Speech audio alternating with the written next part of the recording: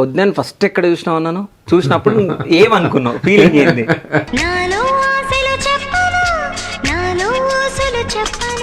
అసలు మీ ప్రేమ ఎక్కడ చిగురించింది?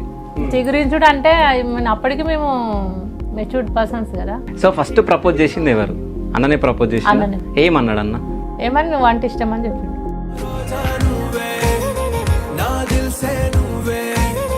నేనైతే మా వాళ్ళు ఒప్పుకుంటే చేసుకుంటాను అని చెప్పిన. సో మీరు ఎప్పుడన్నా వద్దు ప్రపోజ్ చేసిరా? ఏంటి ప్రపోజ్ చేసిరా అంటున్నా. ప్రపోజ్ అంటే ఏంటిది? Love propose. నువ్వు నా వెంట ఉంటే అడుగడుగునా నడుపుతుంటే మీరిద్దరు కలిసి ఏదైనా సినిమా చూసిరా? జులై సినిమా చూసిన. జులై. ఓ మధు ఓ మధు నా మనసు నాది కాదు. వదిన గురించి పాటైన వాడాలి, కవిత్వం అన్న చెప్పాలి. రాజేశ్వరి ఎప్పుడు నా జీవితం అంతా రాజై బాలరాజు అండగా. ఉద్యమాల్లో పుట్టిన ప్రేమ తెలంగాణ ఉద్యమం మామూలు ఒకటి చేసింది. ఒకరికొకరు అసలు ఆమె ఎక్కడో పుట్టింది, నేను ఎక్కడో పుట్టినా. ఒకరి కోసం ఒకరు. అన్న కోసం మంచి పాటనా కవిత్వం అన్నా? ప్రేమించానని చెప్పనా, మనసిచ్చానని చెప్పనా, నాలో ఆశలు చెప్పనా, నాలో ఊసులు చెప్పనా, నువ్వే నేనై చెప్పనా, నీలో నేనే చెప్పనా. అయితే మీరు కొన్ని ఇంటర్వ్యూలలో చెప్పడం జరిగింది, అంటే నాకు కేసీఆర్ గారు హామీ ఇవ్వడం జరిగింది అంటే మీకు కేసీఆర్ గారు హామీ ఇచ్చిరా? నాకు ఇస్తున్న నమ్మకంతో అడుగుతున్నా. అయినా కానీ మేము నామినేషన్ వేసినాం ఇండిపెండెంట్. ఓకే. వేసినాక మళ్ళా కొన్ని ఈటల రాజేంద్ర అన్న ఉన్నాడు కదా, అన్న ఉండి డ్రాప్ చేసి. మీ ఇద్దరి మధ్యలో ఎప్పుడన్నా గొడవలేనా? ఎన్ని రోజులు అప్పటికి ఫెలోషిప్స్ అయిపోతున్నాయి. వచ్చిన ఫెలోషిప్ అంతా పాలాభిషేకాలు. బట్ ఇప్పుడు రాజకీయాలు అంటే డబ్బు కావాలి పక్క. ఎన్ని కోట్లు వస్తుంది? మాకెంత ఉంది ఏమున్నది ప్రజలకు తెలుసు. ఇప్పట్లోనే అంటే మహిళలు ఇంతగానం చదివారంటే అంటే ఎట్లుంటుంది అంటే పల్లెటూర్లలో చాలే ఇంకెందుకు వంట చేసుకుంటుండు పెళ్లి చేసేస్తాం అది అని చెప్పేసి అంటారు. కానీ మీరు పిహెచ్డి వరకు చదవడం జరిగింది. సో మీరు ఏమైనా స్ట్రగుల్ పడ్డారా? చాలా స్ట్రగుల్ పడ్డాను. అంటే తినడానికి కూడా ఫుడ్ లేదప్పుడు. Hi, welcome to Cube TV. నేను మీ శివ చౌదరి. సో ఈ రోజు ప్రేమికుల రోజు సందర్భంగా ఒక ప్రేమ జంటని మీకు పరిచయం చేయబోతున్నా. సో ఆ ప్రేమ జంట ఎవరో కాదు, సో డాక్టర్ దూదిమెట్ల బాలరాజ్ యాదవ్ గారు, అట్లాగే డాక్టర్ రాజేశ్వరి గారు. నమస్తే అన్న. నమస్తే వద్దే. సో ఎట్లున్నారు? బాగున్నా. సో ఈ రోజుకి ఎన్ని సంవత్సరాలు అవుతుంది మీ ప్రేమ? 14 years. 14 years. సో పెళ్ళి ఎన్ని సంవత్సరాలు అవుతుంది? 12 years. 12 years. సో 14 సంవత్సరాలుగా సో ప్రేమికులుగానే ఉన్నారు. సో ఎప్పుడు గొడవలు వల్లే? ఎప్పుడన్నా గొడవలు అయినాయా? చిన్న చిన్న ఎప్పుడన్నా, తరచు కదా ఎప్పుడన్నా. ఇక చిన్నవి అంటే కామన్గా ఉంటాయి కదా. ఓకే. ఏందన్నా ఏం మాట్లాడతలే? పొలిటికల్ అంటేనే మాట్లాడతావా? అంటే గొడవలు అంటున్నావు కదా. ఓకే. ఎప్పుడైనా చిన్న చిన్న గొడవలు ఏదన్నా అయినాయా? ఏం పెద్దగా ఏముండవు. ఏం లేవు. సో అంటే మీరు ఉస్మానియా యూనివర్సిటీలో ఇద్దరు ఒకటేసారి, అంటే ఒక జంట ఒకటేసారి డాక్టరేట్ తీసుకోవడం అరదు. అది కూడా ఫస్ట్ మీ త్రూయే స్టార్ట్ అయింది అది, అవునా? సో ఎట్లా అనిపించింది మీకు? హ్యాపీగా అనిపించింది. హ్యాపీ అనిపించింది. అంటే ఇద్దరు మాట్లాడుకున్నారా? నువ్వే ఎక్కువ మాట్లాడు, నేను మాట్లాడాలి అట్లే లేదు శివ. ప్రధానంగా ఏంటంటే యూనివర్సిటీ ఒకేసారి తెలంగాణ మూవ్మెంట్ ఉంది. తెలంగాణ మూవ్మెంట్ ఉండబట్టి సుమారు 7-8 ఏళ్ళు అవార్డ్స్ని ఇవ్వలేరు, కన్వకేషన్ జరగలేదు. ఒకేసారి 2017లో ఒకేసారి కన్వకేషన్ జరిగితే 700 మంది డాక్టరేట్స్ తీసుకున్నారు. ఓకే. అంటే ఒకే వేదిక మీద ఒకేసారి భార్యాభర్తలు అంతే ఒక జంట తీసుకోవడం అనేది రికార్డ్. అది 500 డాక్టరేట్స్లో సంతృప్తినిచ్చింది. ఓకే. ఎక్కడంటే మనము 1వ తరగతి స్టార్ట్ అయిన కాంచి ఒక చిన్న కుగ్రామంలో చిన్న పల్లెటూరులో పుట్టి యూనివర్సిటీ దాకా వచ్చి పిహెచ్డి చేసి ఆ పిహెచ్డిని అంటే అందరి ఫోటోలు కొంతమంది డాక్టరేట్ పూర్తి చేసిన ఇళ్ళలో చూసామన్నమాట. గవర్నర్ గారు పట్టా ఇస్తున్నట్టు, వీసీ పట్టా ఇచ్చే సందర్భం, లేకపోతే ఇంకేదన్నా యూనివర్సిటీ నుంచి గెస్ట్ని పిలిచి పట్టా ఇచ్చే సందర్భాలు ఫోటోలు వాళ్ళు ప్రేమ పెట్టుకునేది. మేము కూడా అట్లా అరే డిఫరెంట్ అనిపించేది. కానీ చాలా రోజుల తర్వాతకి అంటే ఒక సుదీర్ఘ ఎడ్యుకేషన్ ప్రయాణంలో ఇద్దరం ఒకేసారి డాక్టరేట్ పట్టా తీసుకోవడం.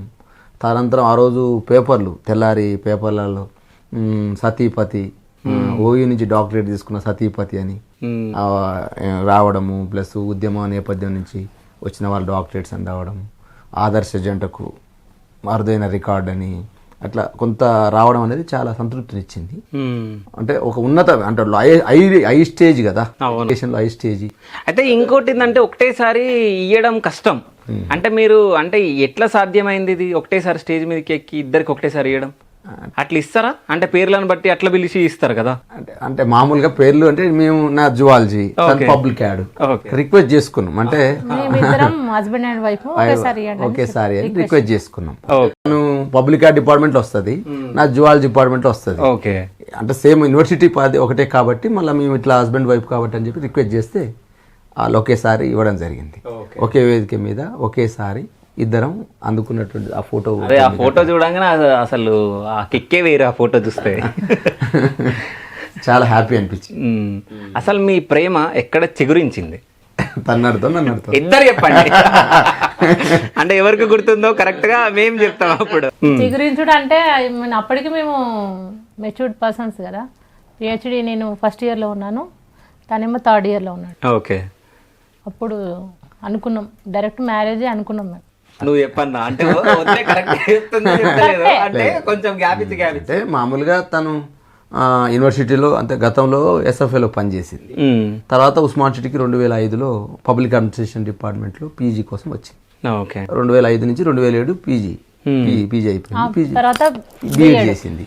బీఎడ్ తర్వాత పిహెచ్డి జాయిన్ అయింది. పిహెచ్డి జాయిన్ అయిన తర్వాత అప్పటికి తెలంగాణ ఉద్యమం స్టార్ట్ అవుతుంది. మేమందరం తెలంగాణ ఉద్యమంలో క్రియాశీలకంగా ఉన్నాం. తను లేడీస్ హాస్టల్లో ఉంది, నేనేమో Osman city new PG hostel PhD హాస్టల్లో ఉన్నా. అట్లా పోయే క్రమంలో ఏమంటే తను ఎస్ఎఫ్ఐలో తిరుగుతూ ఉంది, నేను కూడా ఎస్ఎఫ్ఐని మాజీ ఎస్ఎఫ్ఐ నుంచి తెలంగాణ ఉద్యమంలోకి వచ్చిన నేను. అట్లా తెలంగాణ ఉద్యమంలో వచ్చిన తర్వాతకి అట్లా పరిచయం కాస్త కొంత ఎస్ఎఫ్ఐ ఇట్లా పరిచయం ఏర్పడ్డది. ఆ పరిచయం ఫస్ట్ ప్రేమని కాదు, ఫస్ట్ తను మీద గౌరవం, నా మీద గౌరవం ఇట్లా కొనసాగించింది. మధ్యాహ్నం ఫ్రెండ్స్ ఉంటారు కదా, ఫ్రెండ్స్కి వెళ్ళినప్పుడు వాళ్ళని చూసినప్పుడు అమ్మాయి ఓకే ఉంది. 1 year తర్వాత మేము కన్ఫర్మ్ ప్రపోజ్ చేసుకున్నాం. ఓకే, అంటే ఆ వద్దని ఫస్ట్ ఎక్కడ చూసినావు అన్నాను? చూసినప్పుడు ఏమనుకున్నావు? ఫీలింగ్ ఏంది? ఏమని చెప్పాలి చెప్పాలి. అంటే డిన్నర్కి వెళ్ళాము. ఓకే, ఆ డిన్నర్లో తను చూసినా నేను చూసినా ఓకే అనిపించింది. ఓకే ఓకే అనిపించింది. తర్వాత ఇక రోజుకి ఇక మా అభిప్రాయాలు వ్యక్తం చేయడం, ఆమె అభిప్రాయాలు వ్యక్తం చేయడం. అంటే ఫస్ట్ ఎప్పుడు మాట్లాడారు? ఇప్పుడు డిన్నర్ లాగా అనిపించింది. ఓకే, డిన్నర్ లాగా అనిపించింది. డిన్నర్లో ఫ్రెండ్స్ తో వెళ్ళినా నేను, ఫ్రెండ్స్ తో వచ్చింది. ఓకే, సో ఆ రోజు చూసిరు.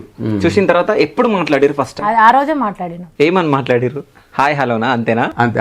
లేదు, ఎస్ఎఫ్ఐ బ్యాక్గ్రౌండ్ కాబట్టి సిపిఎం ఫ్యామిలీ కదా, నేను మా నల్గొండ కాబట్టి ఆ విషయాలే మాట్లాడాను. ఓకే, మాట్లాడుకున్న తర్వాత ఇక నాకు అనిపించింది తను మూమెంట్ లో ఉన్నాడు, నేను కూడా ఎస్ఎఫ్ఐ లో ఉన్నా. ఓకే, తన కోసం నేను కూడా డైవర్ట్ అయిపోయినా. మీరు కట్ అని చెప్పొద్దు నాకు. నాకేందంటే ఆ రోజు తర్వాత ఎప్పుడు కలిసిరు, ఎప్పుడు మాట్లాడారు, ఏం మాట్లాడారు? తర్వాత ఉస్మాన్ సిటీలో రెగ్యులర్గా తను పిహెచ్డికి యూనివర్సిటీ ఆర్ట్స్ కాలేజ్కి వస్తుండేది. ఓకే, మూమెంట్ స్టార్ట్ అవుతుంది. ఇక రెగ్యులర్గా అక్కడ లోపల మనకు సమోసాలు, టీ అంతా ఉంటుంది అక్కడ. గ్రూప్ 2 కోచింగ్ తీసుకుంటుంది. తర్వాత డిఎస్సి కోచింగ్ తీసుకుంది. ఇంకా అట్లా తొందరగా కలసడం మాట్లాడడం. మా ఫ్రెండ్స్ కూడా తను కోచింగ్ ఇప్పించిండు. నాకు ఇప్పలేదు, నేను ఆల్రెడీ జాయిన్ అయినా. మా ఫ్రెండ్స్ కు తన ద్వారా కొంచెం అంటే మీ గురించే వాళ్ళ ఫ్రెండ్స్ కి ఇప్పించినట్టు నాకు తెలిసి. లేదు, అప్పటికి అంత లేదు, కాకపోతే కలిసేది మాట్లాడేది కానీ ఇంత ఉండకపోయేది. ఓకే, సో ఫస్ట్ ప్రపోజ్ చేసింది ఎవరు? అన్ననే ప్రపోజ్ చేసింది. ఏమన్నాడు అన్న? ఏమని నువ్వు అంటే ఇష్టం అని చెప్పిండు. ఓకే, మ్యారేజ్ చేసుకుందామని చెప్పి. ఓకే, సో అంటే మీరు అప్పుడు ఏమనుకున్నారు? నేను టైం కావాలని చెప్పిన. అంటే అన్న అంటే ఇష్టమే మీకు అప్పటికి? ఇష్టం, కానీ మీ బ్యాక్గ్రౌండ్ తెలియదు నాకు, టైం కావాలి, ఇంట్లో చెప్పాలి. మా ఇంట్లో ఓకే అంటే నాకు ఓకే అని చెప్పిన. ఓకే, సో నువ్వేమనుకున్నావు అన్న? ఓకే, మంచి అమ్మాయి చేసుకోవాలని ఫిక్స్ అయినా. ఓకే, ఫిక్స్ అయిన తర్వాతకి కలుస్తున్నాం. కలిసే క్రమంలో అభిప్రాయాలు కూడా సేమ్ ఉన్నవి. ఆమె అభిప్రాయాలు నా అభిప్రాయాలు కలిసినాయి. ప్లస్ ఆమె అటిట్యూడ్ కానీ, ఆమె ఉండే విధానం, ఆమె వచ్చిన నేపథ్యం ఇదంతా అంటే అంతకుముందే SFI background, CPM party background నుంచి వచ్చింది అనేది ఆమె తెలుసు. ప్లస్ నా బ్యాక్గ్రౌండ్ కూడా డిస్కస్ జరుగుతుంది కదా. అదే ఇద్దరం కలిసినప్పుడు నువ్వు ఎక్కడి నుంచి, మీరెక్కడ, నీ ఎక్కడ అనే డిస్కషన్లో ఆ క్రమంలో మన భావాలని అర్థమైపోయింది. కాబట్టి అమ్మాయి ఓకే నాకు మ్యాచ్ అవుతుంది. లవ్ నడుస్తూనే ఉంది. ప్రేమ లోపడైనప్పటికీ కొంత మెచ్యూరిటీ వచ్చింది కాబట్టి అందరి లెక్క రొటీన్గా బైక్ మీద తిరుగుడు, పార్కులు తిరుగుడు, లేదా సినిమాలు తిరుగుడు, ఇవన్నీ కాకుండా ఓకే రైట్ మనకు మెచ్యూరిటీ ఉంది కోచింగ్ సెంటర్లు నీకు అన్ని నేనెందుకు కోచింగ్ వచ్చేది, నేను ఆడ ఉద్యమాల్లో తిరుగుతుంటుండేది. అంటే కోచింగ్ పోతే తీసుకొచ్చేది, ఓకే కోచింగ్ పోతే తీసుకొచ్చేది.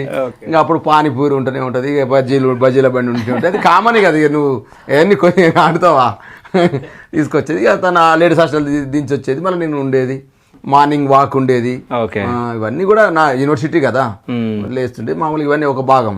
ఆ క్రమంలోనే ఆర్ట్స్ కాలేజీకి వచ్చేది, గైడ్ దగ్గరికి వచ్చేది. ఆర్ట్స్ కాలేజీలో కూడా చాయ్, టీ, స్నాక్స్, సమోసా బండి ఉంటుంది, వాళ్ళ దగ్గర పోయి కూర్చునేది. ఫ్రెండ్స్ ఉంటాం కాబట్టి పెద్దగా మేము అంత ఏం ఇబ్బంది పడకపోయేది. ఫ్రెండ్స్ ఉంటారు కదా, వాళ్ళతో పాటు మేము కూడా ఉండేది. సో ఫ్రెండ్స్ ఉన్నప్పుడే ఇబ్బంది పడుతుండే ప్రేమికులు, అసలు నిజం చెప్పాలంటే అట్లేం లేకపోయేది.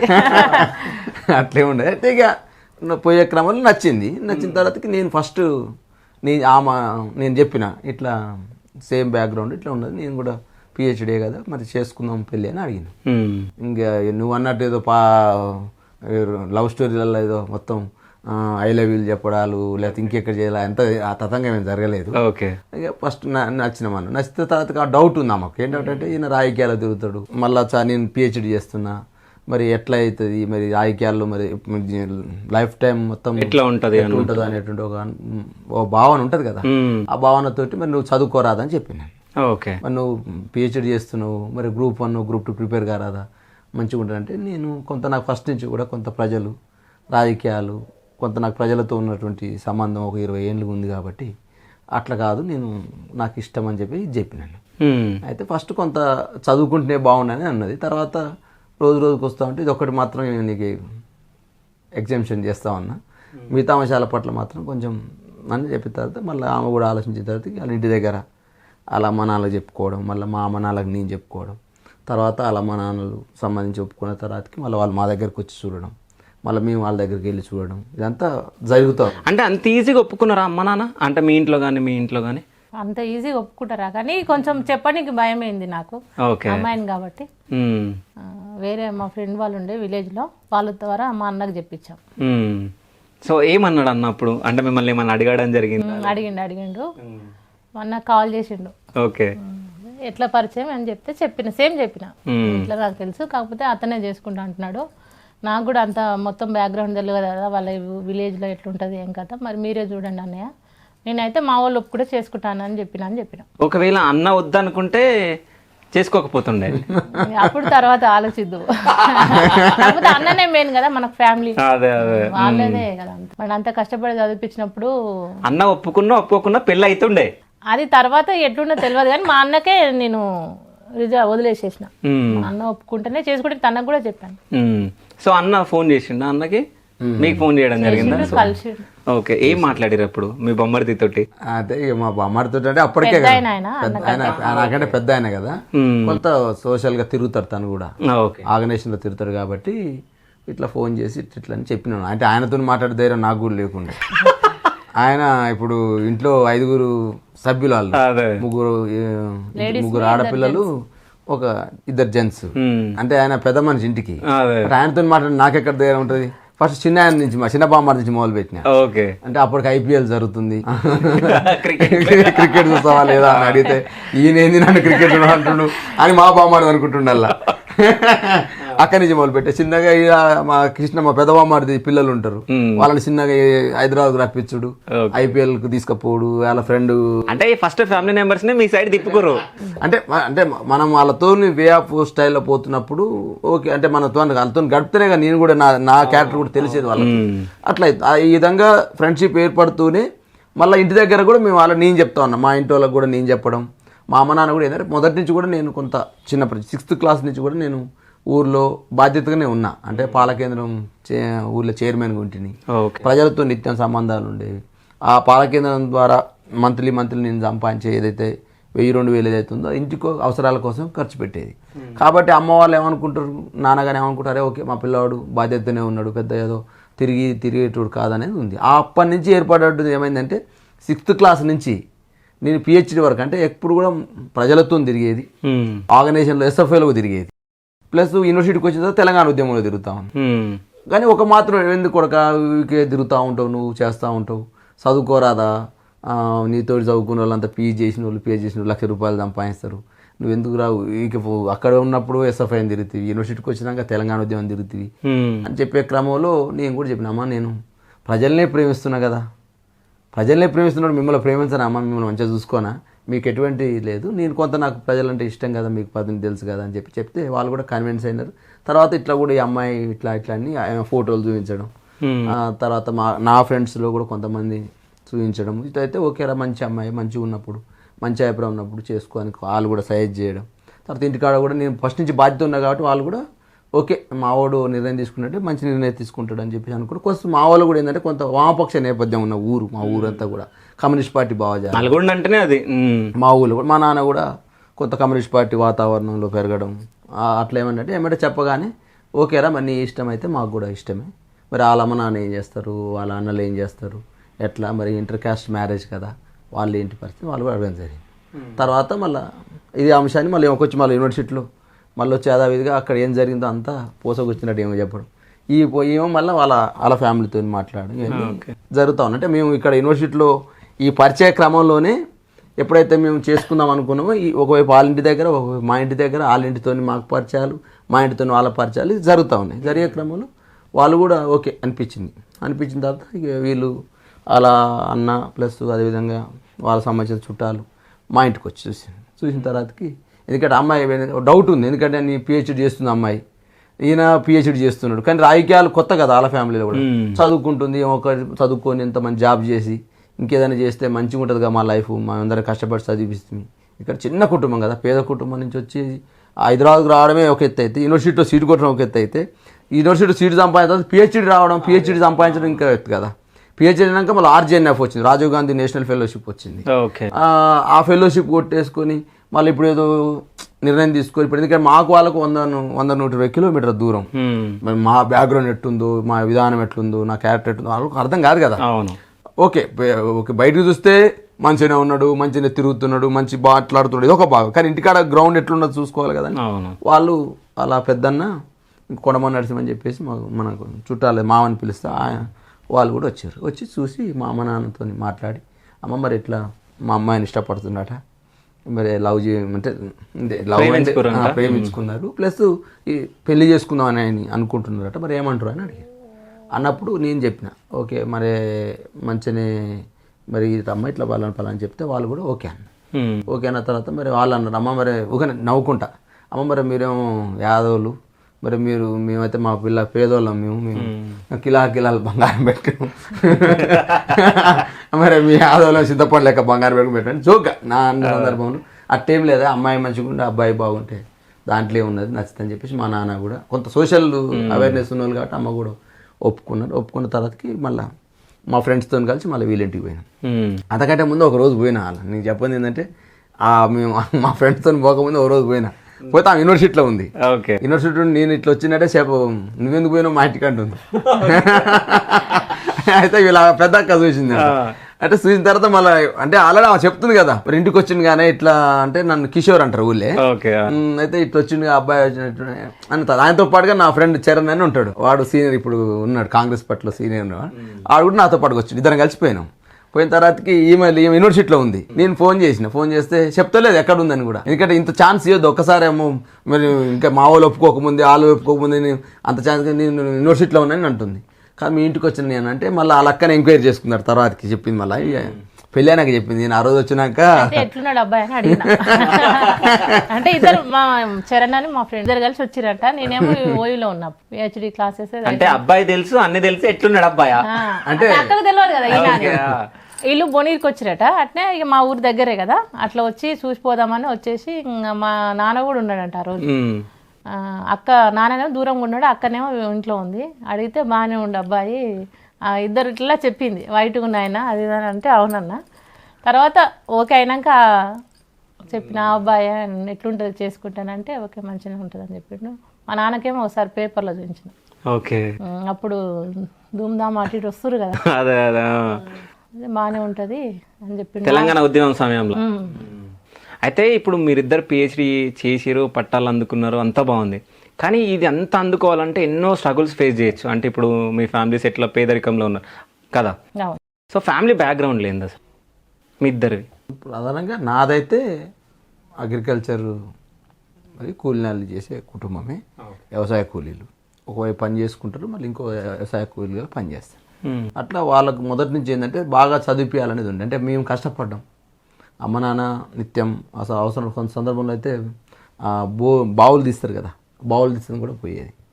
కానీ వాళ్ళకు తపన ఉండేదంటే మేము చదువుకోలేము, మా పిల్లల్ని చదివించాలి. మా ఊరు కొంత బాగా చదువుకున్న వాళ్ళ సంఖ్య ఎక్కువ ఉంటుంది, జాబులు చేసే వాళ్ళ సంఖ్య కూడా ఎక్కువ ఉంటుంది. ఓకే. కాబట్టి మేము చదువుకోలేకపోయినాం, మా కుటుంబంలో మా పిల్లలు చదువుకోవాలనే తపన అయితే ఉండే. ఆ తపనని మేము నిజం చేసి చూపించాం. అంటే పిల్లల్ని చదివిస్తారు పిల్లల్ని, కానీ పిల్లలు చదువుకోవాలని లేదు కదా.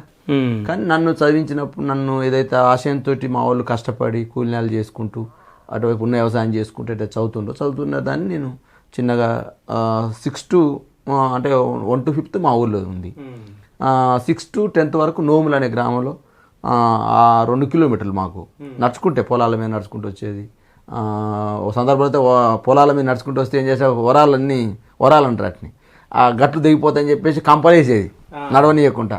వేరే మళ్ళా డొంక అని అంటారు ఊళ్ళల్లో, ఆ డొంకలను నడుచుకుంటూ వచ్చేది. ఇక చాలా హ్యాపీగా ఉండే. అంటే రేగి పనులు కానీ ఇక చాలా అంటే ఒక 6 to 10th లైఫ్ ఏదైతే ఉందో ఇక చింత చెట్లు ఉండేవి, అది చాలా శివచింతకాయలని ఇంకో చెట్లు ఉండేవి, రేగి పండ్లు ఉండేవి, అదేవిధంగా కందికాయలు ఉండేవి, పెసరకాయలు ఉండేవి, శనక్కాయలు ఉండేవి. ఇక వచ్చుకుంటే ఇవన్నీ ఇంకా మనకు దొరుకుతూనే ఉండే ఈ బాటల 2 కిలోమీటర్స్ అట్లా వస్తూ మళ్ళీ ఒక దగ్గర వచ్చి బాగా నడిచినట్టు వచ్చినా కలిసిపోతానికి దూరూరు బంగ్లా ఉండే నోముల దగ్గర.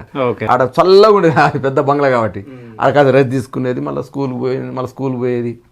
స్కూల్ పోతే మళ్ళీ ఈ తొడపాశాలు, ఈ నిలబెట్టుడు అంత కథ అదో వేరు ఉండేది. మళ్ళీ మంచిగా కూడా స్కూల్, పెద్ద స్కూలు.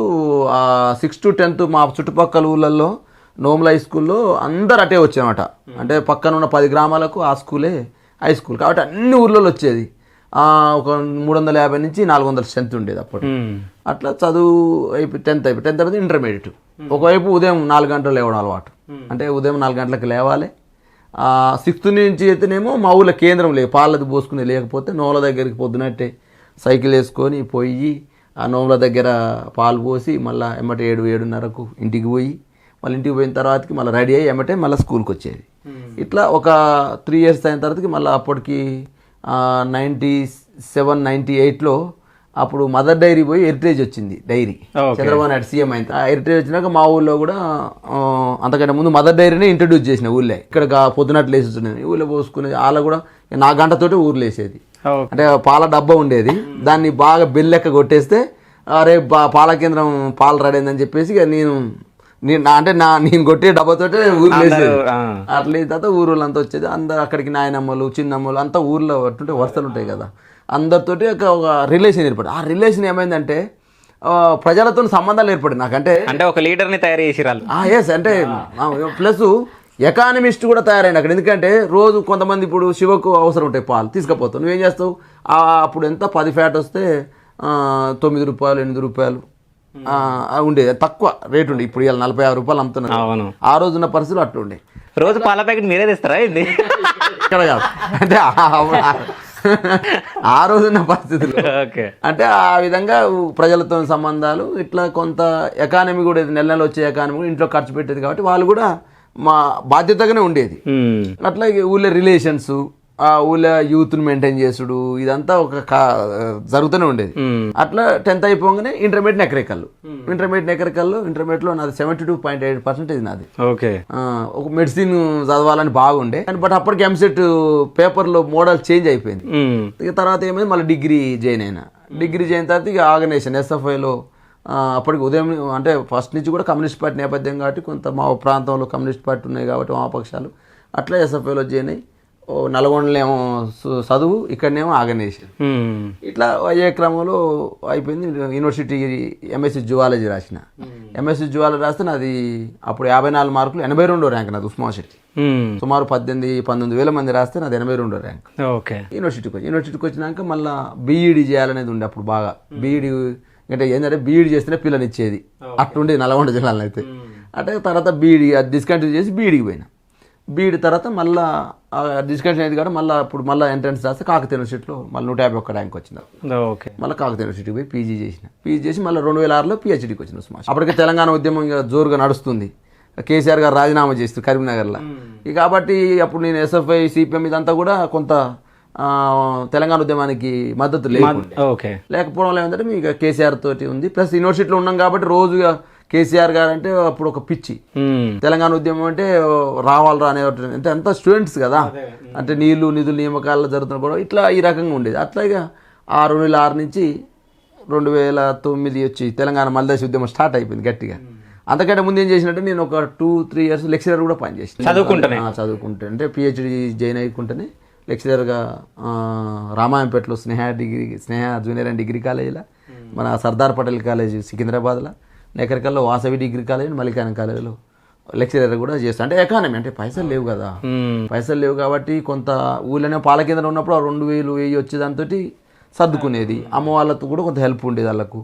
ప్లస్ తర్వాత యూనివర్సిటీకి వచ్చినాక నీకు ఎకానమీ ఏది, ఎకానమీ లేదు కాబట్టి లెక్చరర్గా చేసుకుంటూ వచ్చే 2000, 3000, 4000 తోటి చిన్నగా ఫ్యామిలీని గడుపుకుంటూ నేను ముందుకు పోకుంటూ పోయేది. ఇక పోయిన తర్వాత నిమ్మలంగా యూనివర్సిటీలో PhD జాయిన్ అయ్యాను. ఇక PhD జాయిన్ అయినాక ఫెలోషిప్ అనేది కొంత సపోర్ట్ చేసింది. అంటే వాస్తవంగా చాలా క్రూషియల్. అంటే మేము యూనివర్సిటీలో PhD జాయిన్ కాక ముందు ఒక నాన్ బోర్డర్గా ఉంటే నైట్ పూట అంటే ఆదివారం నాడు మాకు పులిహోర అడ్డుపండు ఇస్తారు, అద్దినే పడుకునేది. ఓకే. అప్పుడు నువ్వు అన్నంత ఈ సెల్ ఫోన్లు ఇవన్నీ లేవు. అప్పుడు కాయిన్ బాక్స్ ఉండేది, లాకాల ఎదురుగా ఒక కాయిన్ బాక్స్ ఉంటే దానికి ఎదురు మొత్తం ఒక 1/2 kilometer దూరం ఉండేది. ఒకరు ఫోన్ చేసినాక ఒకరు ఫోన్ చేయాలి, లైన్ కట్టి ఉండేది లాస్ట్ల ముందు. ఈ డి హాస్టల్ ముందు పిల్లలు అదొక ఫ్యాషన్ యూనివర్సిటీకి. నేను 2002లో అడుగు పెట్టినప్పుడు ఒక ఫ్యాషన్ యూనివర్సిటీలో అడుగు పెట్టగానే ఒక ఏదో ఒక వైబ్రేషన్ వచ్చేదండి. నాకు అర్థం కాకపోయేది. యూనివర్సిటీలో 2002లో అడుగు పెట్టినాం అంటే నాకు వాస్తవంగా ఈ 108, 109, 109 దిల్సునగర్ నుంచి బస్సులు ఉంటాయి. అప్పుడు వాస్తవంగా హైదరాబాద్కి వచ్చినాక నీకు ఏ బస్సు ఎక్కాలి, తార్నాకి ఏ బస్సు ఎక్కాలి, విద్యానగర్కి ఏ పదాలు అంటే 109, 108 V ఎక్కితే విద్యానగర్, T ఎక్కితే తార్నాక్ అన్నట్టు. ఇట్లా ఎక్కువ వచ్చిన తర్వాత యూనివర్సిటీలో కూడా ఎవరు ఉండకపోయేది. అంటే తక్కువ మంది చదువుకునేది అప్పుడు, అంత పెద్ద ఇంత అవేర్నెస్ లేకుండా. అట్లా వచ్చిన తర్వాత ర్యాంక్ రావడము, ర్యాంక్ తర్వాత జాయిన్ అయ్యే క్రమంలో యూనివర్సిటీ చూడడము. ఈ ఉస్మాన్ సిటీ అంటే ఒక బ్రాండ్ కదా, అనేక రకాల సంఘర్షణలకు ఉద్యమ కేంద్రము, ప్లస్ అనేక రకాల మేధావులు తయారు చేసినటువంటి కేంద్రంలో యూనివర్సిటీ ర్యాంక్ రావడం, అందులో జాయిన్ కావడం, ఆ క్రమంలో చాలా ఒక స్ఫూర్తినిచ్చింది. అయితే మీరు చెప్పండి వద్దే, అంటే అప్పట్లోనే అంటే మహిళలు ఇంతగానం చదివారంటే అంటే ఎట్లుంటుంది అంటే పల్లెటూర్లలో చాలా ఇంకెందుకు వంట చేసుకుంటుండు పెళ్లి చేసేస్తాం అది ఇది అని చెప్పేసి అంటారు. కానీ మీరు PhD వరకు చదవడం జరిగింది. సో మీరేమన్నా స్ట్రగుల్ పడ్డారా? చాలా స్ట్రగుల్ పడ్డా నేను.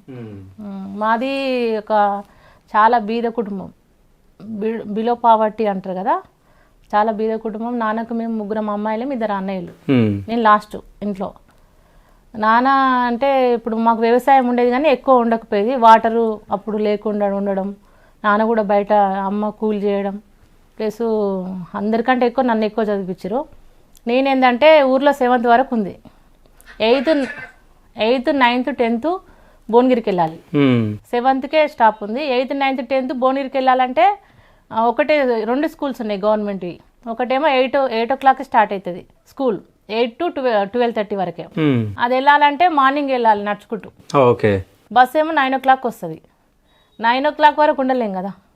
అది అన్నేం చెప్పిండు, ఈ గవర్నమెంట్ స్కూల్ అయితేనే చదవగలుగుతావు, ప్రైవేట్ అయితే మా దగ్గర అంత స్తోమత లేదు, చదువుకుంటే ఇదే చదవాలి లేకపోతే లేదని చెప్పిండు. హాస్టల్ వేద్దాం అనుకుని కానీ ఆయనకు హాస్టల్ వేయడం అంత ఇష్టం ఉండకపోయేది. అప్పుడు కొంచెం ఫెసిలిటీస్ మంచిగా ఉండకపోయేది కదా. ఇదే ఇక నువ్వు ఫిక్స్ అనేసి భువనగిరి గంజే స్కూల్లో నన్ను జాయిన్ చేసిండు. 8th 9th 10th నడుచుకుంటూ వెళ్ళినాం. మార్నింగ్ 5 o'clock లేచి 5:30 వరకు రెడీ అయ్యి 5:30కి వెళ్ళేది ఇంట్లో నుంచి. ఓకే. 7:45, 7:30, 8 వరకు వెళ్ళేది స్కూల్కి. హాఫ్ డే స్కూల్ ఉండేది. Half day school, government school భవనం లేకపోయింది. గంట సేపు నడుస్తుండే.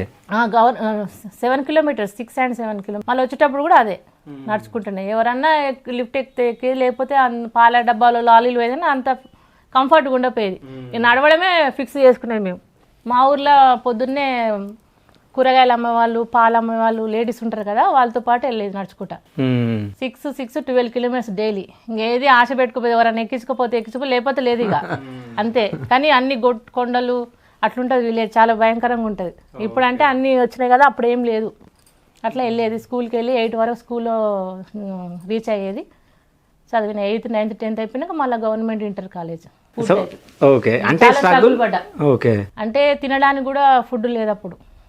లేదు, కొన్ని పరిస్థితులు అయితే ఇంటర్ ఎగ్జామ్స్ జరుగుతున్నాయి, ఫ్రెండ్స్ అందరు లంచ్ తెచ్చుకోరు, కానీ రైస్ కూడా ఉండకపోయేది అప్పుడు. అంత కటిక బీదరికంలో ఉన్నాం మేము అప్పుడు. నాన్న కూడా రెడ్డిస్ దగ్గర చాలా ఏళ్ళు జీతం చేసిండు. నా మ్యారేజ్ ముందు కూడా జీతమే ఉన్నాడు నాన్న. ఎప్పుడైనా నేను ఏదైనా ఆగకుండా పాస్ అయినా కాబట్టి నాన్న ఎప్పుడు ఎంకరేజ్, నాన్న కానీ అన్నలు కానీ లాస్ట్ది ఇప్పుడు ఏమొద్దులే మ్యారేజ్, అంత మ్యారేజ్ ఏజ్ కూడా కాదు కాబట్టి ఇక ఎంకరేజ్ చేసారు నన్ను. నేను ఎప్పుడు వాళ్ళకు ఫెయిల్ అవ్వడం కానీ అట్లా ఏం చేయలే కదా, కాబట్టి నాకు ఎప్పుడు స్టడీ సరే చదువు బిడ్డ ఏం కాదు ఏదన్నా వస్తుంది, మనం ఎస్సీలేం కదా, అట్లా నాన్న ఎంకరేజ్మెంట్ ఎక్కువ ఉండేది. అట్లా 8th 9th 10th నడుచుకుంటూ పోయి చదువుకుంటూ వచ్చే రోజులలో 2 ఎన్కౌంటర్లు జరిగినాయి. 2 ఎన్కౌంటర్లు జరిగి నేను 2-3 days స్కూల్కి వెళ్ళలేదు. ఓకే, భయమై నడుచుకుంటూ వెళ్ళాలి కదా, మళ్ళీ అదే వేలో పోయేటప్పుడు కనిపించినాయి నాకు, కానీ అది ఎన్కౌంటర్ అని తెలియదు నాకు. ఓకే, అంటే శవాలను చూసిరు మీరు? శవాలను ఆడ పోలీసు వాళ్ళు వచ్చిపోతుంటే అవన్నీ చూసినా, కాకపోతే మనం అప్పుడు 8th class కదా, అంత నాకు తెలియదు ఈడ ఎన్కౌంటర్ జరిగిందని. వచ్చేటప్పుడు జరిగింది అదే అని అంటే చాలా భయమైంది. 3 days 4 days అట్లా స్కూల్కి వెళ్ళిపోయేది. ఇక నడుచుకుంటూ వెళ్ళాలంటే ఒక్కొక్కసారి భయమయ్యేది చాలా. మార్నింగే కదా, చిన్నగా 5 o'clock లేవాలంటే అప్పుడప్పుడు ఇక అలవాటు చేసుకున్న వెళ్ళినా, అప్పుడు కూడా చాలా మిగతా వాళ్ళతో పోల్చుకుంటే ఫ్రెండ్స్తో పోల్చుకుంటే నాకు ఏం ఎక్కువ ఉండకపోయేది. అయినా చదవాలి చేయాలి, మినిమం మనము డిగ్రీ అన్న కంప్లీట్ చేయాలనేట్టు ఉండేది. అట్లా డిగ్రీ ఇంటర్ అయిపోయినాక డిగ్రీ జాయిన్ అయినా, డిగ్రీ ఫ్రెండ్స్తో పాటు డిగ్రీ అయిపోగానే క్యాంపస్లో పీజీ అప్లై చేసి మా ఫ్రెండ్స్ కంటే ముందు నాకే వచ్చేసింది. 2 రాసిన, economics public administration, public add వచ్చింది. క్యాంపస్ అంటే ఏం తెలియదు అప్పుడు, కానీ అక్కడికి వచ్చినాక అందరూ సీట్ వచ్చినాక మా అన్న కంగ్రాట్ చెప్తారు. ఏంది ఇంత కంగ్రాట్స్, అంత బాగుంటుందా ఇది అని పోయి చూస్తే చాలా బాగుంది. తర్వాత తెలిసింది దాని విలువ, స్టడీ విలువ. అయితే ఇంతకు ముందు మీరు అన్నారు ఇంటర్లో అందరు టిఫిన్ బాక్స్ తెచ్చుకుంటే రైస్ లేవు ఇంట్లో. రైస్ లేకపోతే అమ్మ ఉప్మా చేసి 2-3 days అట్లనే పంపింది. ఎందుకు ఉప్మా చేసిన, ఫీవర్ వచ్చిందని చెప్పిన నేను. ఓకే, అంటే ఫ్రెండ్స్ తోటి అట్లా ఫీవర్ వచ్చిందని చెప్పి చాలా బాధ, అసలు తట్టుకోలేని బాధ అది. అట్లా చాలా రోజులు ఉన్నాయి అట్లా గడిపిన రోజులు. అంటే ఫ్రెండ్స్ అందరు తింటుంటే మీ ఫీలింగ్ ఎట్లుంటుండే అప్పుడు? బాధ ఉండే, చాలా బాధ ఉండే. అక్క ఇంట్లో కొంచెం ఒక అక్క సిక్ అయి ఉండేది. అన్నలు స్టడీ, పెద్దన్న ఇంటర్ అయిపోయింది, ఇంకో అన్న కూడా వ్యవసాయంకి అంకితం చేసినాం. అక్క కూడా 2 అక్కలు కూడా మామూలుగా చదివేసి వాళ్ళు కూడా కూలినాలు చేసేది. ఎంత చేసినా కానీ బీదరికం అనేది ఇంకెప్పుడు మమ్మల్ని వెంటాడుతూనే ఉండేది. అదే, అంటే అది స్ట్రగుల్ కదా అప్పుడు, అంటే బాధపడి ఉండొచ్చు మీరు. అంటే ఏ ఫ్రెండ్ అన్న తిను అని చెప్పేసి పెట్టేది కానీ అడుగుతారు కదా, ఏంది ఉప్మా చేస్తున్నావు రోజు అని అడగరా? అట్లా కానీ మళ్ళీ మిస్ కావద్దు క్లాసెస్ అని మళ్ళీ అట్లా అని అనేది అమ్మతో. అని అంటే మరి నూకలన్నం ఉండేది అప్పుడు, తీసుకపోతే ఏమన్నా అనుకుంటారు అని ఉప్మా తీసుకొని వెళ్ళేది. ఓకే, చాలా స్ట్రగుల్ పడ్డాం. సండేస్ వస్తే పని చేయడము, కట్టెలు కట్టుక రావడం. మీరు పనికి వెళ్తుండే? మన ఇంట్లో పని మీన్స్ బావి దగ్గర ఏమన్నా చేస్తే కూడా వెళ్ళేది నేను. మినిమం మన పనులు చేసుకునేది. బట్టలు విండరాని బావి దగ్గరికి వెళ్ళి కట్టెలు కట్టుక, ఎర్రమాన్ ఉండేది అప్పుడు, ఐడియా ఉందా మీకు? అవును, అవన్నీ చేసేది మేము. ఓకే, అయితే మీరు చదువుకునే టైంలో ఇంటికాడ ఉంటే బాగుంటది అనిపిస్తుండేనా, యూనివర్సిటీలో ఉంటే బాగుంటది అనిపిస్తుండేనా? ఎప్పుడు చదువుకునేటప్పుడు? ఏ స్టడీ అంటే ఇక్కడ ఉస్మానియాలో ఉన్నప్పుడు నేను సాటర్డే వస్తే ఇంటికి వెళ్ళేది నేను. ఓకే, ఎందుకంటే నేను ఇంట్లో చిన్నదాన్ని, ఎక్కువ ఫ్యామిలీతో అటాచ్మెంట్. సాటర్డే అన్న కలవకపోతుండేనా? పీజీ చేసేటప్పుడు అన్న ఎక్కడిది, ఓకే, అప్పుడు అంత లేదు కదా. ఓకే, సాటర్డే వస్తే నేను ఇంటికి వెళ్ళేది, మా దగ్గరే కదా భువనగిరి విలేజ్. ఓకే, అంటే పీజీలో అయితే అన్న కలవలే, పిహెచ్డీ అయితే కలిసిండు, కలుస్తుండే సాటర్డే కలుస్తున్నా కానీ నేను ఎప్పుడైనా తనైనా సరే నేనైనా సరే ఫ్యామిలీకి ఇంపార్టెంట్ ఇచ్చుకుంటూనే ఉండేది. ఓకే, సో ఇప్పుడు మీ ఫ్యామిలీలో పక్కన పెడితే, సో పాలిటిక్స్కి వస్తే ఇప్పుడు ఎంపీ సీట్ మీకు ఇస్తున్నారు అన్నట్టు టాక్ వచ్చింది.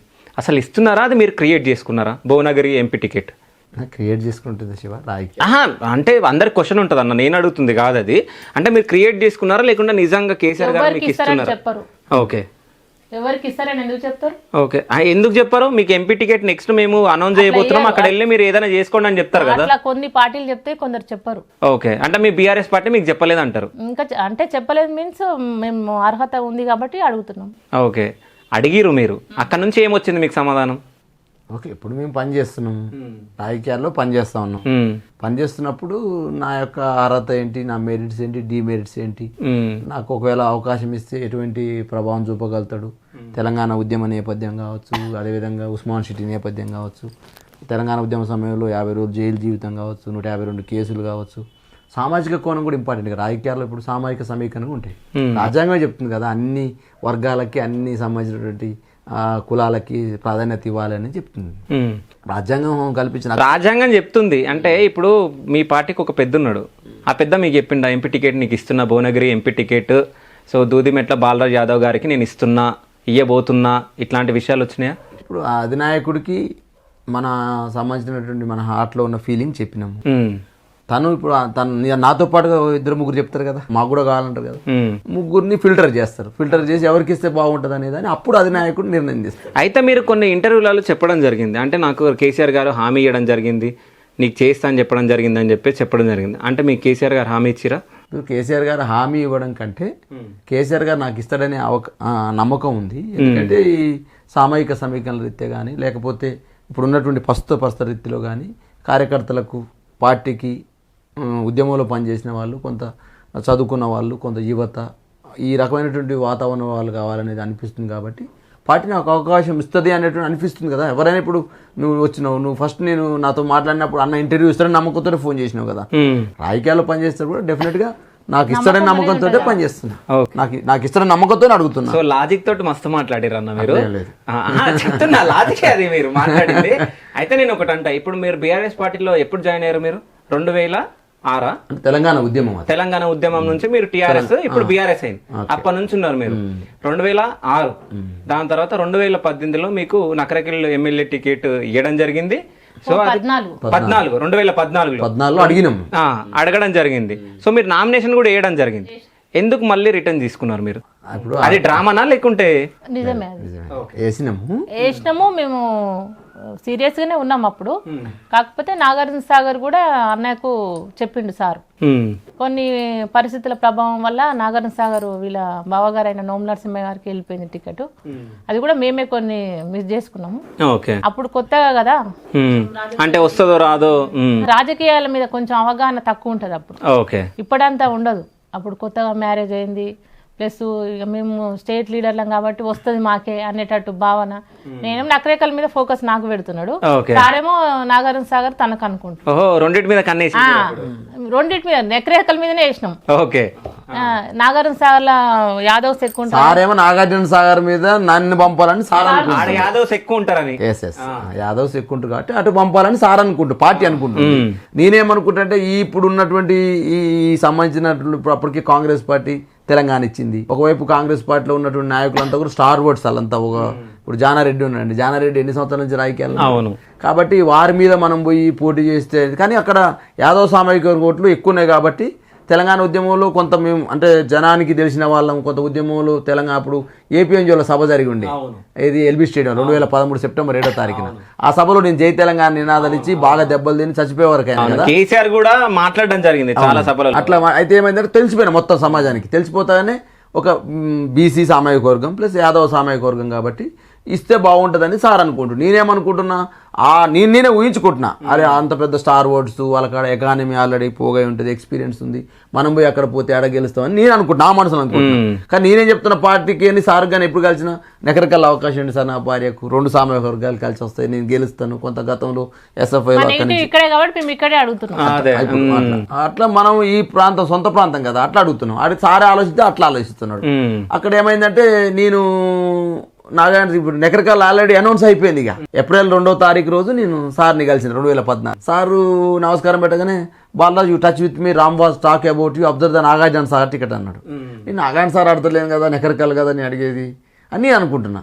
ఓకేలే, ఒకవేళ ఇది రాకపోతే అది ఉంటది కదా అంటే ఇంత రాజకీయాలు లేవు అప్పుడు. వాస్తవంగా అవగాహన లేదు, ఉద్యమం కదా శివ. అప్పుడు ఏమైనా ఇప్పుడు జై తెలంగాణ అంటే మెయిన్ ఐటమ్, మెయిన్ బ్యానరు. అప్పుడు అందరికి కావాల్సి ఉంటుంది, జర్నలిస్టులు కావచ్చు, లేకపోతే పోలీసు కావచ్చు, ఉద్యోగస్తులు కావచ్చు, రాజకీయ పార్టీలు కావచ్చు, ప్రజలు కావచ్చు, సబ్బండ వర్గాలు. తెలంగాణ జై తెలంగాణ అంటేనే అదొక ఉద్యమ నినాదం. అదిగా ఆ నినాదం ఎత్తు జనాలు ఉరుకొస్తారు, పోగైపోతారు. అట్లా అవుతున్నాం కాబట్టి మనకి ఈ పాలిటిక్స్, ఈ పవర్ పాలిటిక్స్ తెలియదు వాస్తవంగా. మా పవర్ పాలిటిక్స్లో మా అమ్మ నాన్నలు కానీ మా ఫ్యామిలీ కానీ ఎవరు లేరు వాస్తవంగా. మనం ఉద్యమం నుంచి వామపక్ష అంటే ఉద్యమాల నుంచి వచ్చినాం, తర్వాత ఇప్పుడు తెలంగాణ ఉద్యమం వచ్చాయి, పవర్ పాలిటిక్స్. కానీ నేనేం చేసిన మిస్టేక్ అయ్యి ఎప్పుడైతే నెకరికల్ వేరే వాళ్ళకి అనౌన్స్ చేయగానే నాగార్జున సార్ కోసం మళ్ళీ నేను సార్ కాడికి పోదామని అంటాకనే ఇంకో అక్రమంలో ఒకరు చెప్పినాను. ఇప్పుడు నువ్వు అడిగితే ఎట్లా చెప్తున్నావు, మాకు రిలేషన్ ఆయనకు చెప్తాకనే ఆయన కూడా మాజీ ఎమ్మెల్యే, కొంత సీనియర్ లీడర్ కాబట్టి ఆయన మాకు రిలేషన్ కూడా అవుతాడు. కాబట్టి ఇప్పుడు ఆయన చెప్పగానే ఏమైంది, ఆయన టీఆర్ఎస్ పార్టీలోకి వచ్చిండు. ఓకే. టీఆర్ఎస్ పార్టీ రాగానే అప్పుడు సీనియర్ జూనియర్ ఉంటుంది కదా, నేను స్టూడెంట్ లీడర్ని, ఆయన ఎక్స్ ఎమ్మెల్యే, ఎట్లుంటుంది కాబట్టి ఆయనకు అవకాశం ఇచ్చారు. మీరు వదులుకున్నారు అప్పుడు? నేను అవకాశం నేను కూడా చెప్పిన, అంటే నాకు కావాలని, మీకు కావాలని అంటే ఇస్తుండే. అంటే అప్పుడు మీ పేరు అప్పుడు మారుమోగింది కదా, మీరు ఆ సభలో అది చేసిరానికి. అంటే కేసీఆర్ గారే చెప్పడం జరిగింది, అంటే 45,000 ఆంధ్రోళ్ళ మధ్యలో ఒక తెలంగాణ వ్యక్తి ఇట్లా అరిచిండు, అది కూడా అని మీ పేరు చెప్పడం జరిగింది. సో అప్పుడే మీ పేరు బాగా మారుమోగింది. సో అప్పుడు మీరు ఆడ ఉంటే, ఆడ నిలబడి ఉంటే గెలుస్తుండే. ఈజీ మీ చేతులారా మీరు చేసుకున్నారు, అదొకటి. ఇప్పుడు నకరేకల్ టికెట్ అయినా కానీ మేము నామినేషన్ వేసినాం ఇండిపెండెంట్. ఓకే. వేసినాక మళ్ళా కొన్ని ఈటల రాజేంద్ర అన్న ఉన్నాడు కదా, అన్న ఉండి డ్రాప్ చేయించిండు. అంటే పార్టీ డ్రాప్ కమ్మంటుంది, ఇద్దరు వేస్తే ఏం బాగుంటుంది, మీకు కూడా ఏదన్నా అవకాశం ఇస్తారు అంటే. నేను డ్రాప్ కాలేదు, ఒక 3 minutes టైం ఉందనగా డ్రాప్ అయినా. ఓకే, 3 minutes టైం ఉందన్నాగా. సో 2020 అప్పటి వరకు మీ ఫీలింగ్ ఎట్లుండే రాజకీయాల మీద? ఎందుకు వచ్చినాంరా రాజకీయాలకు అని అనుకున్నారా మీరు? అట్లేం లేదులే, కానీ కొన్ని ఉంటాయి. అంటే ఇంకా వస్తలేదు ఏంది మీకు ఇయ్యాడు, ఇంకా మీరు వేరే పార్టీకి వెళ్ళొచ్చు కదా. 2014లో దొరకలే, 2018లో దొరకలే, అయిపోయేది కదా ఇద్దరు డాక్టరేట్లు. అంటే మాకు ఇది ఇష్టము, పొలిటికల్ గా ఉండడము, మాకు ప్రజాసేవ చేద్దాం అనుకున్నప్పుడు ఇప్పుడు కాకపోతే తర్వాత వస్తుంది, అట్లా వెయిట్ చేసినాం మేము కూడా. కాకపోతే కొన్ని ఒడిదుడుకులు, కొన్ని సూటిపోటి మాటలు ఉంటాయి కదా, రాదు ఇంకెందుకు ఉండడం, అనవసరంగా వేరే పార్టీకి వెళ్ళొచ్చు అంటే, ఈయనేం మేము ఉద్యమం అందులోనే చేసినాం, అందులోనే రావాలి అంటే అవమానాలు ఎదురైతేలే రాజకీయాల్లో. ఇప్పుడు మనం కొత్తగా మనకు ఎవరు ప్రమోట్ చేసే వాళ్ళు ఉండరు కదా. ఇప్పుడు మనకాడ టాలెంట్ ఉంది, ప్రజల కోసం పనిచేయాలనే గుణం ఉంది, చదువు ఉంది, తెలంగాణ ఉద్యమంలో పోరాడే తత్వం ఉంది. జైలు పోవడం ఏంటి, నేను డాక్టరేట్ 50 రోజులు జైలు ఉండడం ఏంది, నేను డాక్టరేట్ 152 కేసులు ఉండడం అంటే తెలంగాణ మహిమది. తెలంగాణ ఉద్యమం అంటే పాల్గొనకపోతే వాడు వేస్ట్ అన్నట్టుగా. ఉస్మాన్ సిటీలో ఉండుకుంటూ జై తెలంగాణ అనకపోతే నడుతుందా? తెలంగాణ ప్రజలంతా జై తెలంగాణ అంటే ఉస్మాన్ సిటీ లాంటి ఒక ఉద్యమ నినాదమై గర్జిస్తున్న యూనివర్సిటీలో చదువుకుంటున్న స్టూడెంట్ లీడర్గా నేను నాయకత్వం వహించినాక జైలుకు పోయిన సందర్భాలు ఉన్నాయి. 2010 ఫిబ్రవరి 15వ తారీఖు అంటే 14th రోజు మీరు బాగా కొడతారు యూనివర్సిటీలో. అంటే ఎందుకు గుర్తు చేస్తున్నంటే 2010 ఫిబ్రవరి 14 అంటే వ్యాలంటైన్స్ డే మీకు ఇస్తున్నాం కదా, అట్లనే ఆ రోజు కూడా బాగా కొట్టిరు. బాగా అసలు తలుపులు బంద్ చేసి, లైట్లు బంద్ చేసి బాగా కొడితే అసలు చల్లా చెదరింది యూనివర్సిటీ మొత్తం. ఓ ప్రెస్లో అన్నీ వలిగిపోయినాయి, అద్దాలు కాళ్ళు అన్నీ వలిగినాయి. అసలు ఎడిపోతున్నావో తెలుస్తలేదు, ఎవడొచ్చి కొడుతున్నావో తెలుస్తలేదు. అట్లా గాయాలైనాయి, చాలామంది 100 మంది గాయాలైనాయి. గాయాలైన వాళ్ళు ఏం చేసినామంటే పక్కన దుర్గాబాయి దేశ్ముఖ్ హాస్పిటల్ వేసారు. దుర్గాబాయి దేశ్ముఖ్ హాస్పిటల్ వేస్తే పొద్దునట్టు మళ్ళీ ఎమ్మటే కేసీఆర్ గారు ఎమ్మటే తెలుసుకొని ఉద్యమ అధినాయకుడు కాబట్టి వచ్చి చూస్తానికి వచ్చాడు. మేము సార్ వస్తుంది కాబట్టి మేము ఏం చేసినాం, మేము పోయినాం హాస్పిటల్. కాదు అక్కడనే ఛాయ్ దాపించిండు ఇంటెలిజెన్స్ ఎస్ఐ, ఛాయ్ దాపించుకుంటూ మమ్మల్ని మాటలు పెట్టుకుని నన్ను అరెస్ట్ చేసిండు ఫిబ్రవరి 10వ తారీఖు. నాకు అర్థం కాదు, ఛాయ్ అని దాపిస్తుండో అర్థం కాదు, నన్ను ఎందుకు అరెస్ట్ చేసిన అర్థం కాదు. తీసుకుపోయి ఏమంటే లోపల ఇస్తున్నాడు. ఏందన్నా ఇప్పుడు దాకా మాట్లాడుతావని అంటే పోలీసు బైక్ అదే చర్య తీసుకుని అన్నాడు. ఇంతవరకు నన్ను తిప్పుతా ఉరిగా, అంటే బాగా అగ్రెసివ్ ఉండేది. నీ లెక్క ఇప్పుడు ఇంత మాట్లాడుతున్నందుకు కూడా బాగా తెలంగాణ ఉద్యమం అగ్రెసివ్ ఉండేది కాబట్టి తిప్పుతురు, స్టేషన్ చుట్టూ తిప్పుతురు. ఇక స్టేషన్ తిప్పుతురు, ఎటు తిప్పుతుంది అర్థం కావట్లే. ఎవరు అరెస్ట్ అని కూడా తెలియదు, ఎక్కడ అరెస్ట్ అయినా తెలియదు, ఏ స్టేషన్ తీసుకుపోతుందో తెలియదు. ఆ రోజు ఒక నైట్ పోలీస్ స్టేషన్ మన పలకనామా పిఎస్ నుంచి మళ్ళీ నైట్ మళ్ళీ ఉదయం మళ్ళీ తెల్లారి ఏమంటే చెంచల్గూడ జైలుకి రిమాండ్ చేశారు. అప్పుడు 20 రోజులు జైలు ఉన్నాం. ఇదంతా ఒక భాగం అయిన తర్వాతకి తెలంగాణ రాష్ట్రం వచ్చింది. ఇక వచ్చిన తర్వాతకి ఇంకేంది మళ్ళా రాజకీయాలు మొదలైనవి. రాజకీయాలు మొదలుకి ఇచ్చిన పని టీఆర్ఎస్, ఇచ్చిన పని కాంగ్రెస్, తెచ్చిన పని టీఆర్ఎస్. మాకు కూడా అప్పుడు తెలంగాణ రాష్ట్రం కోసం కొట్లాడాలి, తెలంగాణ రాష్ట్రం రావాలని గుండెల్లోనే ఉండేది. కానీ ఇప్పుడు రాజకీయ పరిస్థితులు, అప్పుడు ఉన్నటువంటి దాన్ని చాలామంది అనుమానించేది, వస్తుందా మీరు కొట్లాడుతుర్రు, ఇవన్నీ పోరగాళ్ళు పనిలేక కొట్లాడుతురు, జైలు పోతురు. కానీ ప్రజలు మాత్రం బాగా ప్రేమించేది, హీరో లెక్క చూసేది. నువ్వు సినిమాలో చూస్తావు కదా, చిరంజీవిని, నాగార్జున, వెంకటేష్, బాలకృష్ణ చూస్తావు కదా హీరోని, మమ్మల్ని హీరో లెక్క చూసి యూనివర్సిటీ స్టూడెంట్ లీడర్లు అంటే అసలు హీరో. అరే ఈ కాళ్ళని పాలతో కడిగిరు స్వామి, రేపు మంత్రి అయితే కడుగుతారా, ఎమ్మెల్యే అయితే కడతా, ఎంపీ అయితే కడతారా? అరే సరే మరి ఎంపీ కావాలని ఎందుకు అనుకుంటున్నారు మరి? పాలతో కలవడం వేరు, ఏమి కావాలనుకోవడం వేరు. ఉద్యమంలో ఆ ప్రేమ అంటే ఉద్యమంలో ఆ ప్రేమను పొందినాం అంటున్నా. అంటే ఒక ఎంపీ అయితే ఒక పార్టీకో ఒక ప్రాంతానికి ఉంటాం, కానీ తెలంగాణ ఉద్యమం మీకు పాలతో కడగడం కావాలా లేకుంటే ఎంపీ కావాలి? అంటే పాలతో గడిగిన అంటే తెలంగాణ ఉద్యమంలో ఆ ప్రేమను ప్రజల నుంచి పొందిన అనేదాన్ని చెప్తున్నాను నేను. అంటే రేపు ఎంపీ ఎమ్మెల్యే అయినా కూడా ఇంత నేనేం చెప్తున్నా అంటే ఈ విధంగా తెలంగాణ ఉద్యమంలో జరిగినటువంటి ఈ సంభాషణ ఉంది కదా, ఈ సంభాషణ అనేది మా గుండెలను అత్తుకునేటట్టు జరిగింది ప్రజల దగ్గర. మీ ఇద్దరి మధ్యలో ఎప్పుడన్నా గొడవలేనా? ఇంకెన్ని రోజులు ఉందా మీ రాజకీయాలు వద్దంటే వచ్చినాం అది ఇది అని చెప్పేసి ఎప్పుడన్నా ఇద్దరు పర్సనల్ గా? సో ఏమైనా అది ఒక్కటి షేర్ చేసుకొని చాలు. ఇంకా 10 వస్తలేదని ఇప్పుడు డ్రాప్ అయినాం కదా, డ్రాప్ అయి మేము ఏం హామీ తీసుకోలేదు. సార్ ఇస్తాడులే అనుకుని నమ్మకంతో ఉన్నాం. కాకపోతే 1 year అవుతుంది, 2 years అవుతుంది, 3 years అవుతుంది, 10 వస్తలేదు.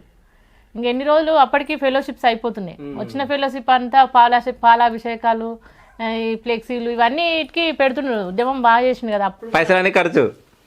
పైసలు ఖర్చు ఎప్పుడు రన్నింగ్ లో ఉండేది, ప్రోగ్రామ్ చేసుకుంటాం. కానీ మనకంటూ ఒకటి ఉండాలి ఇక పదవి, ఏది నామినేటెడ్ అడగమని అప్పటి నుంచి చెప్తున్నాను. కాకపోతే 3 years 4 years అవుతుంది, ఇంకా ఇస్తలేరు. కొత్త ఇక వస్తుంటాయి కదా, మనకు కూడా ఉంటుంది కదా రావాలి పదవి అనేది. అప్పుడు చెప్పిన, నువ్వు అడుగుతున్నావా లేదా, ఊతనే పోయేస్తున్నావా అంటే తెలుసు కదా వాళ్ళకి ఇస్తారులే, చూస్తురు కదా నేను రోజు పోతూనే ఉంటుంది, కలుస్తున్నా, అన్ని ప్రోగ్రామ్ చేస్తున్నా కదా, సార్ ఇస్తాడు, నాకు నమ్మకం ఉందని చెప్తే నీకు ఏది కావాలనుకుంటున్నావు అడగాలి. మనం కూడా చెప్పాలి సార్కి, మనకి అన్నకైనా కేటీఆర్ అన్నకైనా మన మనసులో ఉన్నది చెప్పాలి. అడగని అమ్మాయి నా అన్నం పెట్టదు కదా అన్నప్పుడు అప్పుడు ఇట్లా నామినేటెడ్ పోస్ట్ చైర్మన్ ఏదన్నా కావాలన్నా అని చెప్పిండు. చెప్పినప్పుడు అట్లా ట్రై చేస్తుంటాను. 2021లో వచ్చింది. 2021లో వచ్చింది. సో అప్పటి వరకు అసలు మిమ్మల్ని డేకలే ఎవరు? డేకలే మీన్స్ హీరోలా ఉంటుంటే డేకలేదంటావు.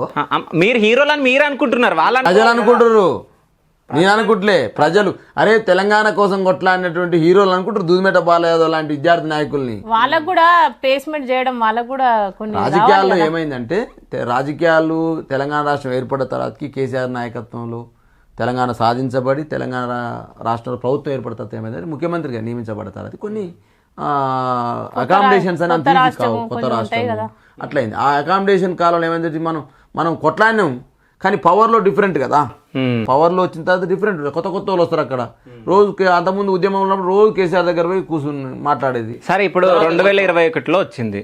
సో ఈ 2023లో ఎమ్మెల్యేగా ఎందుకు అడగలేకపోయారు మరి? సిట్టింగ్ లెక్క ఇచ్చిండు కదా సార్. మళ్ళీ ఓకే, కొంతమందిని చేంజ్ చేసిండు కదా. అంటే సార్ సిట్టింగ్ లెక్క ఇచ్చిండు, 12 మంది చేసారు. 12 మందిలో మీరు ఉండొచ్చు కదా. చేయలేదు, మా దగ్గర నల్గొండలో అది జరగలేదు. ఓకే, నల్గొండలో ఎంతమంది సిట్టింగ్ ఉన్నారో అంతమందికి ఇచ్చారు కాబట్టి మేము అడగలేదు. కానీ అప్పుడే పార్లమెంట్ అడిగిన, అంత ముందుకే చెప్పినాం పార్లమెంట్. ఇప్పుడు అడగలేదు, అది కూడా వద్దనే అడగమన్నది కదా, ఎంపీది అడుగని. నాకు కొంత భువనగిరిలో మా దాంట్ నుంచి ఓడిపోయిండు, అంతకుముందు గెలిచిండు 14లో బీసీ అభ్యర్థి గెలిచిండు. తర్వాత తను వేరే బీజేపీలోకి వెళ్ళిపోయాడు కాబట్టి అక్కడ వేకెన్సీ ఉన్నది. కాబట్టి నాకు ఎట్లాగా సిట్టింగ్లకు ఇచ్చే అవకాశం ఉంది సార్, కాబట్టి నాకు భువనగిరి అవకాశం అని ఇప్పుడు నేను ఇవ్వాలి చెప్పింది కాదు. మందిరం మసీద్ చర్చ్ ఓపెనింగ్ అయింది సెక్రటరేట్, కొత్త సెక్రటరేట్. ఓకే, ఆ రోజు చైర్మన్గా సార్ని కలిసిన సందర్భంలో చెప్పి సార్ ఇట్లా నాకు అవకాశం సార్ చిట్టి ఇచ్చి ఇట్లా మాట్లాడి ఇట్లా అని చెప్పినాను, ఇట్లా నా మెరిట్స్ ఏంటి అని చెప్పినాను. సార్ చూసిండు. ఓకే, అప్పటి నుంచి ఏం చేసిన, నాకు సార్కి ఇచ్చిన కాబట్టి సార్ రెస్పాన్స్ అవపడుతుంది కదా మనకు, కాబట్టి గ్రౌండ్లో వెళ్ళిపోయింది. కాదు, మీరు చిట్టిలో రాసి ఇచ్చిరా చెప్పిరా? చెప్పిన చిట్టి ఎన్నో బయోడేటా ఇచ్చిరు. ఎవరికి ఇచ్చిరు? కేసీఆర్ గారికి ఇచ్చి తీసుకున్నారు. తీసుకొని పేపర్ ఏడ పడేసిరు. ఓకే, సార్ అంత ఈజీగా పడేసి మనిషి కాదు, నమ్మకం ఉంది కదా సార్. నమ్మకం అంటే ఇస్తాడు ఇయ్యాడు సీట్ తర్వాత కానీ అట్లా చేయడు సార్. ఓకే, అన్ని విషయాలు చెప్పేంత టైం ఉండదు కదా. ఉంటదా? సో మీ చిట్టి చదివేంత టైం అయితే ఉంటది. ఇంటి పోయినా చదువుతాడు అని మీరు అనుకుంటున్నారు. చదివిండు సార్. ఓకే, దాని తర్వాతకి నేను మళ్ళా ఏమైంది ఇట్లా తెలిసిపోయింది. ఇక శివ ఎప్పుడు మీకంటే తెలిసిందో అన్ని మెయిన్ స్ట్రీమ్ ఛానళ్ళకి పేపర్లకు తెలిసి ఇచ్చినట్టే దూదిమెట బాలయ్య కూడా ఇట్లా పోటీ పడుతుండు పార్లమెంట్కు, భువనగిరి పార్లమెంట్కి అని ఎప్పుడైతే పేపర్లు వచ్చిందో జనంలోకి వెళ్ళిపోయింది. జనంలోకి వెళ్ళిపించినప్పుడు YouTube channels mainstream channel అన్నింటిలో వచ్చేసరికి అరే బాగానే ఉంటుంది, ఉద్యమంలో ఉన్నాడు కదా ఫస్ట్ నుంచి కూడా. అంటే నేను కూడా అందుకే వచ్చిన, బాగానే ఉంటుంది అంటే సీటు ఇస్తే బాగానే ఉంటుందని. బట్ ఇప్పుడు రాజకీయాలు అంటే డబ్బు కావాలి పక్క. ఎన్ని కోట్లు వస్తుంది మీరు చెప్పండి వద్దు, ఎన్ని కోట్లు ఉంది? నిజం చెప్పండి, యాజ్ ఏ మీరు ఎడ్యుకేటెడ్, అవునా? అట్లా సో ఇప్పుడు రాజకీయ నేను ఏమంటున్నా అంటే చెప్పండి కూడా. అంటే కోట్లు ఉన్నాయి, కోట్లు ఉంటాయి ఉండవు చెప్పం కదా. అంటే నేను అదే అడగట్లే, రాజకీయాలు అంటే డబ్బు అవసరమా కాదా? ఉంటది కదా. సో డబ్బు ఉందా మరి? ఉంటేనే ఉంటేనే కాన్ఫిడెన్స్ చెప్పండి, ఉందంటేనే ఇస్తారు, లేకుంటే ఇయ్యరు మరి. అట్లేం లేదు, ప్రజలలో పేరుంది కదా. పేరుంటే చాలు. అన్నిటికీ డబ్బే శాశ్వతం కాదు, డబ్బే పరిమితం కాదు కదా. ఓకే. సో ఎంపీ టికెట్ మీకా ఎవరి పేరు మీద వస్తుంది? మా ఆయనకి వస్తుంది. మరి నేను అన్నని అడిగితే మొన్న మీకు ఇస్తారని అన్నారు. ఎవరన్నారు? అన్ననే అన్నాడు. లేదా? బీసీ ఎక్కువ ఉన్నారు కాబట్టి కోట్ల కంటే కోట్లాది మంది ప్రజల గుండెల్లో ప్రేమను సంపాదించుకున్నాం. సుమారు 24 సంవత్సరాలు పనిచేస్తున్నారు ప్రజా జీవితంలో నేను, 99 నుంచి. రెస్పాండ్ అనేది మాకు 2024 లేదు, బయట మీ పేరు ఉంది, పేరు లేదంటలే. చాలా మంది మీ గురించి తెలంగాణ మాట్లాడుతున్నారు. ఉద్యమే 2009 సుమారు 16 ఏళ్ళు, 2009 మల్లేష్ ఉద్యమం అనుకున్నా కూడా ఇన్ని సంవత్సరాలు ప్రజల కోసం పనిచేస్తున్నప్పుడు ఉద్యమంలో కాదు. ఫస్ట్ అందరికి ఎమ్మెల్యే లైన్ వాళ్ళందరికి ఫస్ట్ డబ్బు ఉంటుందా? ఉండదు కదా. చాలా మంది సారు అవకాశం కల్పించిన వాళ్ళకి ఫస్ట్ పైసలుండే ఇచ్చిండు. మరి ఇంత లేట్ ఎందుకు ఇచ్చారు మీరు సమాధానం? నేను అడిగినప్పుడు ఇవ్వకుండా ఇస్తున్నా కదా, ఆలోచించడం ఏం లేదు కానీ ఇస్తున్నా కదా. నువ్వు ఎన్ని కోట్లు ఉన్నాయో లెక్క నీకు చెప్పాల్సిన అవసరం నాకు లేదు కదా. మీకు లేదు, బట్ ఉన్నాయా లేవా అని మీరు చెప్పుకోవాలి కదా. ఉంటాయి, అన్ని చెప్తామా? అంటే దూదిమెట్ల బాలరాజు యాదవ్ గారి ఇంట్లో కోట్ల ఆస్తులు ఉన్నాయి, రాసుకోండి తమ్నీలో. అంతే కదా. మాకెంతుంది ఏమున్నది ప్రజలకు తెలుసు. ఓకే. ప్రజలలో ప్రేమ ఉంది చాలదా. దాంతో పాటు కొన్ని డబ్బులు అవసరం ఉండయని అనట్లేను, కానీ అంత కాన్ఫిడెంట్ తో అడుగుతున్నామంటే మాకు పేరు ఉందన్నట్టే కదా. అదే. సో అంటే మీరు రాజకీయాలకు రావాలనుకున్నారా, లేకుంటే అన్నకి ఇష్టం కాబట్టి మీరు? అన్నకి ఇష్టం కాబట్టి నేను డైవర్ట్ అయ్యాను. సో ఆయన ఇష్టం ప్రకారంగా వెళ్తే అయిపోతుంది అన్నట్టు మీరు, అంతేనా? అప్పుడు అనుకున్నా, ఇప్పుడు మొత్తం వచ్చేసిన అంతే కదా. మరి సగం సగం ఉంటే కాదు కదా. ఓకే. ఒకవేళ 2023లో బీఆర్ఎస్ గవర్నమెంట్ వచ్చుంటే మీకు ఎమ్మెల్సీ కానీ ఏమన్నా ఇస్తుండనా, లేకుంటే ఎంపీ మీదనే ఉంటుండనా మీరు? నేనేమంటున్నా, ఫస్ట్ రాజకీయాలు మొదలుపెట్టింది ఎమ్మెల్యే అయితేమను, ఎంపీ అయితేమను, మంత్రి అయితేమను మొదలుపెట్టలేదు. లీడర్ అయితారని మొదలుపెట్టారు. లీడర్ అయితేమని మొదలుపెట్టినాం. ఓకే. ప్రజా సమస్యల కోసం మాట్లాడుతూ ఉన్నాం, ప్రజల హక్కుల కోసం కొట్లాడుతూ ఉన్నాం. ఓకే. తెలంగాణ రాష్ట్రం రావాలని ఆకాంక్షించినాం. తెలంగాణ రాష్ట్రం కోసం నేను చెప్తూ నేను ఇప్పుడు ఏదన్నా చెప్పి చేస్తారా? రాజకీయాలు అనుకోని ఇది అవుతామని అనుకుంటారా? ప్రజాస్వామ్యంలో ప్రజల కోసం పనిచేస్తూ ఉన్నాం. తెలంగాణ ఉద్యమం న్యాయమైన డిమాండ్ అని ప్రజలు అనుకుంటున్నారు. ఆ ప్రజలు కోరుకున్న దానికోసం పనిచేసినాం. పనిచేసే క్రమంలో అందరి త్యాగాల ఫలితంగా, అనేక మంది అమరవీరుల త్యాగాల ఫలితంగా తెలంగాణ ఉద్యమంలో అనేక మంది సబ్బండ వర్గాల ప్రజలు మమేకమయ్యారు. తెలంగాణ రాష్ట్రం ఆకాంక్ష డిమాండ్ని ఒప్పుకోక తప్పలేదు. వచ్చిన తర్వాత ఏమనుకున్నది, ప్రజా పరిపాలన మనం కూడా ఎందుకు భాగస్వామ్యం కాకూడదు అనుకున్నాం. ఆ క్రమంలోనే కేసీఆర్ గారు ఒక ఎమ్మెల్యే టికెట్ ఇవ్వకపోయినా 2014లో మిస్ అయినా, 2018లో మిస్ అయినా, తర్వాత 2021 డిసెంబర్ 17వ తారీఖు రోజు ఒక కార్పొరేషన్ చైర్మన్, డిప్యూటీ క్యాబినెట్ హోదా ఇచ్చిన్నాడు. ఆ క్రమంలో ఏమైంది, ప్రజల దగ్గర పోయినాం కదా, ప్రజలతో తిరిగినాం. ప్రజలతో దిగినప్పుడు ఏమైంది, ఇప్పుడు మళ్ళీ గవర్నమెంట్ పోయిన తర్వాత ఇప్పుడు ఏమైంది, కేసీఆర్ గారు ఇంకో గవర్నమెంట్ వచ్చింది కాబట్టి ఇప్పుడు పార్లమెంట్ ఎలక్షన్ జరుగుతున్నాయి కాబట్టి కొంత మనలాంటి జనరేషన్కి, యంగ్ జనరేషన్కి కొత్త తరం కావాలనుకుంటున్నారు. కాబట్టి మనలాంటి వాళ్ళకి అవకాశం ఇస్తే బాగుంటుంది అనే క్రమంలో అడిగినాం. ఓకే. అవకాశం వస్తే పోటీ చేస్తాం, అవకాశం ఇవ్వాలని కోరుకుంటున్నాం. ఓకే. మేమైతేనే బాగుంటుందని కూడా మా మెరిట్స్ చెప్పినాం. ప్రజలు కూడా గదే కోరుకుంటారు, దూదిమేట బాలయ్య అయితే బాగుంటుంది అంటున్నారు. నిన్న సభకు పోతే 100 మంది యూత్ భువనగిరి ఎంపీ కావాలన్నా అని అంటున్నారు. మరి అది వెళ్ళిపోయింది ప్రజలకు. వెళ్ళిపోయినప్పుడు ప్రజలతో ఉన్నటువంటి తపన, ప్రజల్లో ఉన్నటువంటి భావనని ఒక పార్టీ నాయకుడిగా, ఒక పార్టీ అధికార ప్రతినిధిగా, ఒక మాజీ కార్పొరేషన్ చైర్మన్గా అధిష్టానానికి చెప్పాలి కదా. చెప్పినప్పుడు అధిష్టానం నాకంటే మెరుగ్కోవాలన్నారు అనుకోండి, వాళ్ళకి ఇస్తుంది. సరే, నిన్న కేసీఆర్ గారితో మీరు ఫోటో దిగడం జరిగింది, ఏమన్నా మాట్లాడిరా కేసీఆర్ గారితో? మాట్లాడిరా? ఏం మాట్లాడిరే? మాట్లాడి నీకు ఇప్పుడు చెప్పను. మాట్లాడిరా అని అడిగినా, నేను ఏం మాట్లాడిరా అని అడుగుతలే. మాట్లాడారు. సో హామీ ఇచ్చిరా? హామీ ఇస్తారా? హెలికాప్టర్లు ఎక్కుతుంటే హామీ ఇస్తారా? ఓకే. ఓకే, సభ మంచిగా అయింది సార్, బాగా వచ్చింది స్పీచ్, మీరు జాగ్రత్త సార్ అని చెప్తే ఓకే థ్యాంక్ యూ బాలా అని చెప్పాడు. సరే, ఒక ఫోటో మీకు చూపిస్తా, సో ఆ ఫోటో గురించి అడిగితే చెప్పండి, సరేనా? సో ఈ ఫోటోని చూసినప్పుడు మీకు ఏమనిపిస్తుంది? బాధ అనిపిస్తుంది. సో ఎవరున్నారు ఫోటోలో? సాయి చంద్ అన్న. సో సాయి చంద్ అన్నకు మీకు ఉన్న అనుబంధం గురించి చెప్పు. సాయి చంద్ ఉద్యమంలోనే తను గాయకుడిగా, మేము తెలంగాణ విద్యార్థి ఉద్యమంలో, ఆయన కూడా కొంత వామపక్ష భావాల నుంచి వచ్చినాడు. అట్లా ఆ రకంగా సాయక్రమంలో చాలా అంటే మూమెంట్, ఉద్యమం, తెలంగాణ ఉద్యమం, ధూమ్ధాములు, పాటలు, ఒకవైపు విద్యార్థి నాయకత్వం ఇదంతా జరుగుతుంది. తనంతరం వల్ల మీ ఇద్దరం వల్ల ఒకే క్రమంలో ఆయన సింగర్గా ప్లస్ నాయకుడిగా ఇటు కార్పొరేషన్ చైర్మన్ అయ్యిండు, నేను ఇటు విద్యార్థి నాయకుడిగా రాజకీయాలు ప్లస్ కార్పొరేషన్ చైర్మన్ అయ్యాను. అందరం కార్పొరేషన్ చైర్మన్ రెగ్యులర్గా కలుస్తుండేది. సెక్రటరియట్ ఓపెనింగ్ ఫోటో చాలా జాలీగా ఉండేది, హ్యాపీగా ఉండేది. అంటే యంగ్ జనరేషన్ కదా, ఒకే రకమైనటువంటి మెంటాలిటీ, ఒకే రకమైన ఫ్యామిలీ బ్యాక్గ్రౌండ్, ఒకే రకమైన మెంటాలిటీ, అందరం తెలంగాణ ఉద్యమం నుంచి వచ్చినాం కాబట్టి చాలా కలిసిమెలిసి ఉండేది. కానీ మిత్రుడిని కోల్పోయినాం. ఉంటే బాగుంటుంది అంటే ఆయన పాటలు 2023లో పాడుంటే ఎంత మంచిగా ఉండేది. అరే ఆ గొంతు లేకపోవడం వల్ల ఏమైనా నష్టం జరిగిందా అనిపిస్తుంది అప్పుడప్పుడు. కానీ చాలా బాధనే, ఓకే కోల్పోయినాం కదా, మనసు తిరిగి రారు కదా. అంటే మీకు తెలిసినప్పుడు ఎట్లుండే సిచ్యువేషన్, మీరు ఎక్కడ ఉండే అప్పుడు? అన్న లేరు అన్నప్పుడు ఇంట్లోనే ఉండే? అంటే రాత్రి మాకు మార్నింగ్ ఎర్లీ మార్నింగ్ రాత్రి ఫోన్ వచ్చింది. ఎర్లీ మార్నింగ్ 5కి రెగ్యులర్ లేస్తా కదా, అదే అంటే ఫోన్ చేసిన ఏంది ఫోన్ చేసి నాకని చూస్తాగానే ఇట్లా నైట్ స్ట్రోక్ వచ్చింది, నీకు ఎమ్మటే హాస్పిటల్ తీసుకురాగానే చెప్పినాము అని అంటే అప్పుడుగా రాత్రి అయిపోయినా అని మళ్ళీ ఎమ్మటే రెడీ అయ్యి ఎమ్మటే వెళ్ళినా. ఆ రోజు మొత్తం అక్కడే ఉన్నారంట కదా మీరు? బాధాకరం కదా, అంటే కష్టం పడి పైకి ఎదిగి అనుభవించే సమయంలో దూరం అవడం అంటే ఏమంటారు? అంటే ఏ మనిషికైనా ఒక గోల్ ఉంటుంది. ఆ గోల్ లక్ష్యాన్ని సాధించి అనుభవించే క్రమంలో కోల్పోవడం అంటే ఏ ఫ్యామిలీకైనా తీరని లోటే. మంచి మిత్రుని, ఉద్యమ మిత్రుని కోల్పోయిన చాలా బాధ అనిపించింది, ఏడ్చినాం కూడా. సో ఎప్పుడన్నా ఇంటికి రావడం జరిగిందా Sai Chandanna?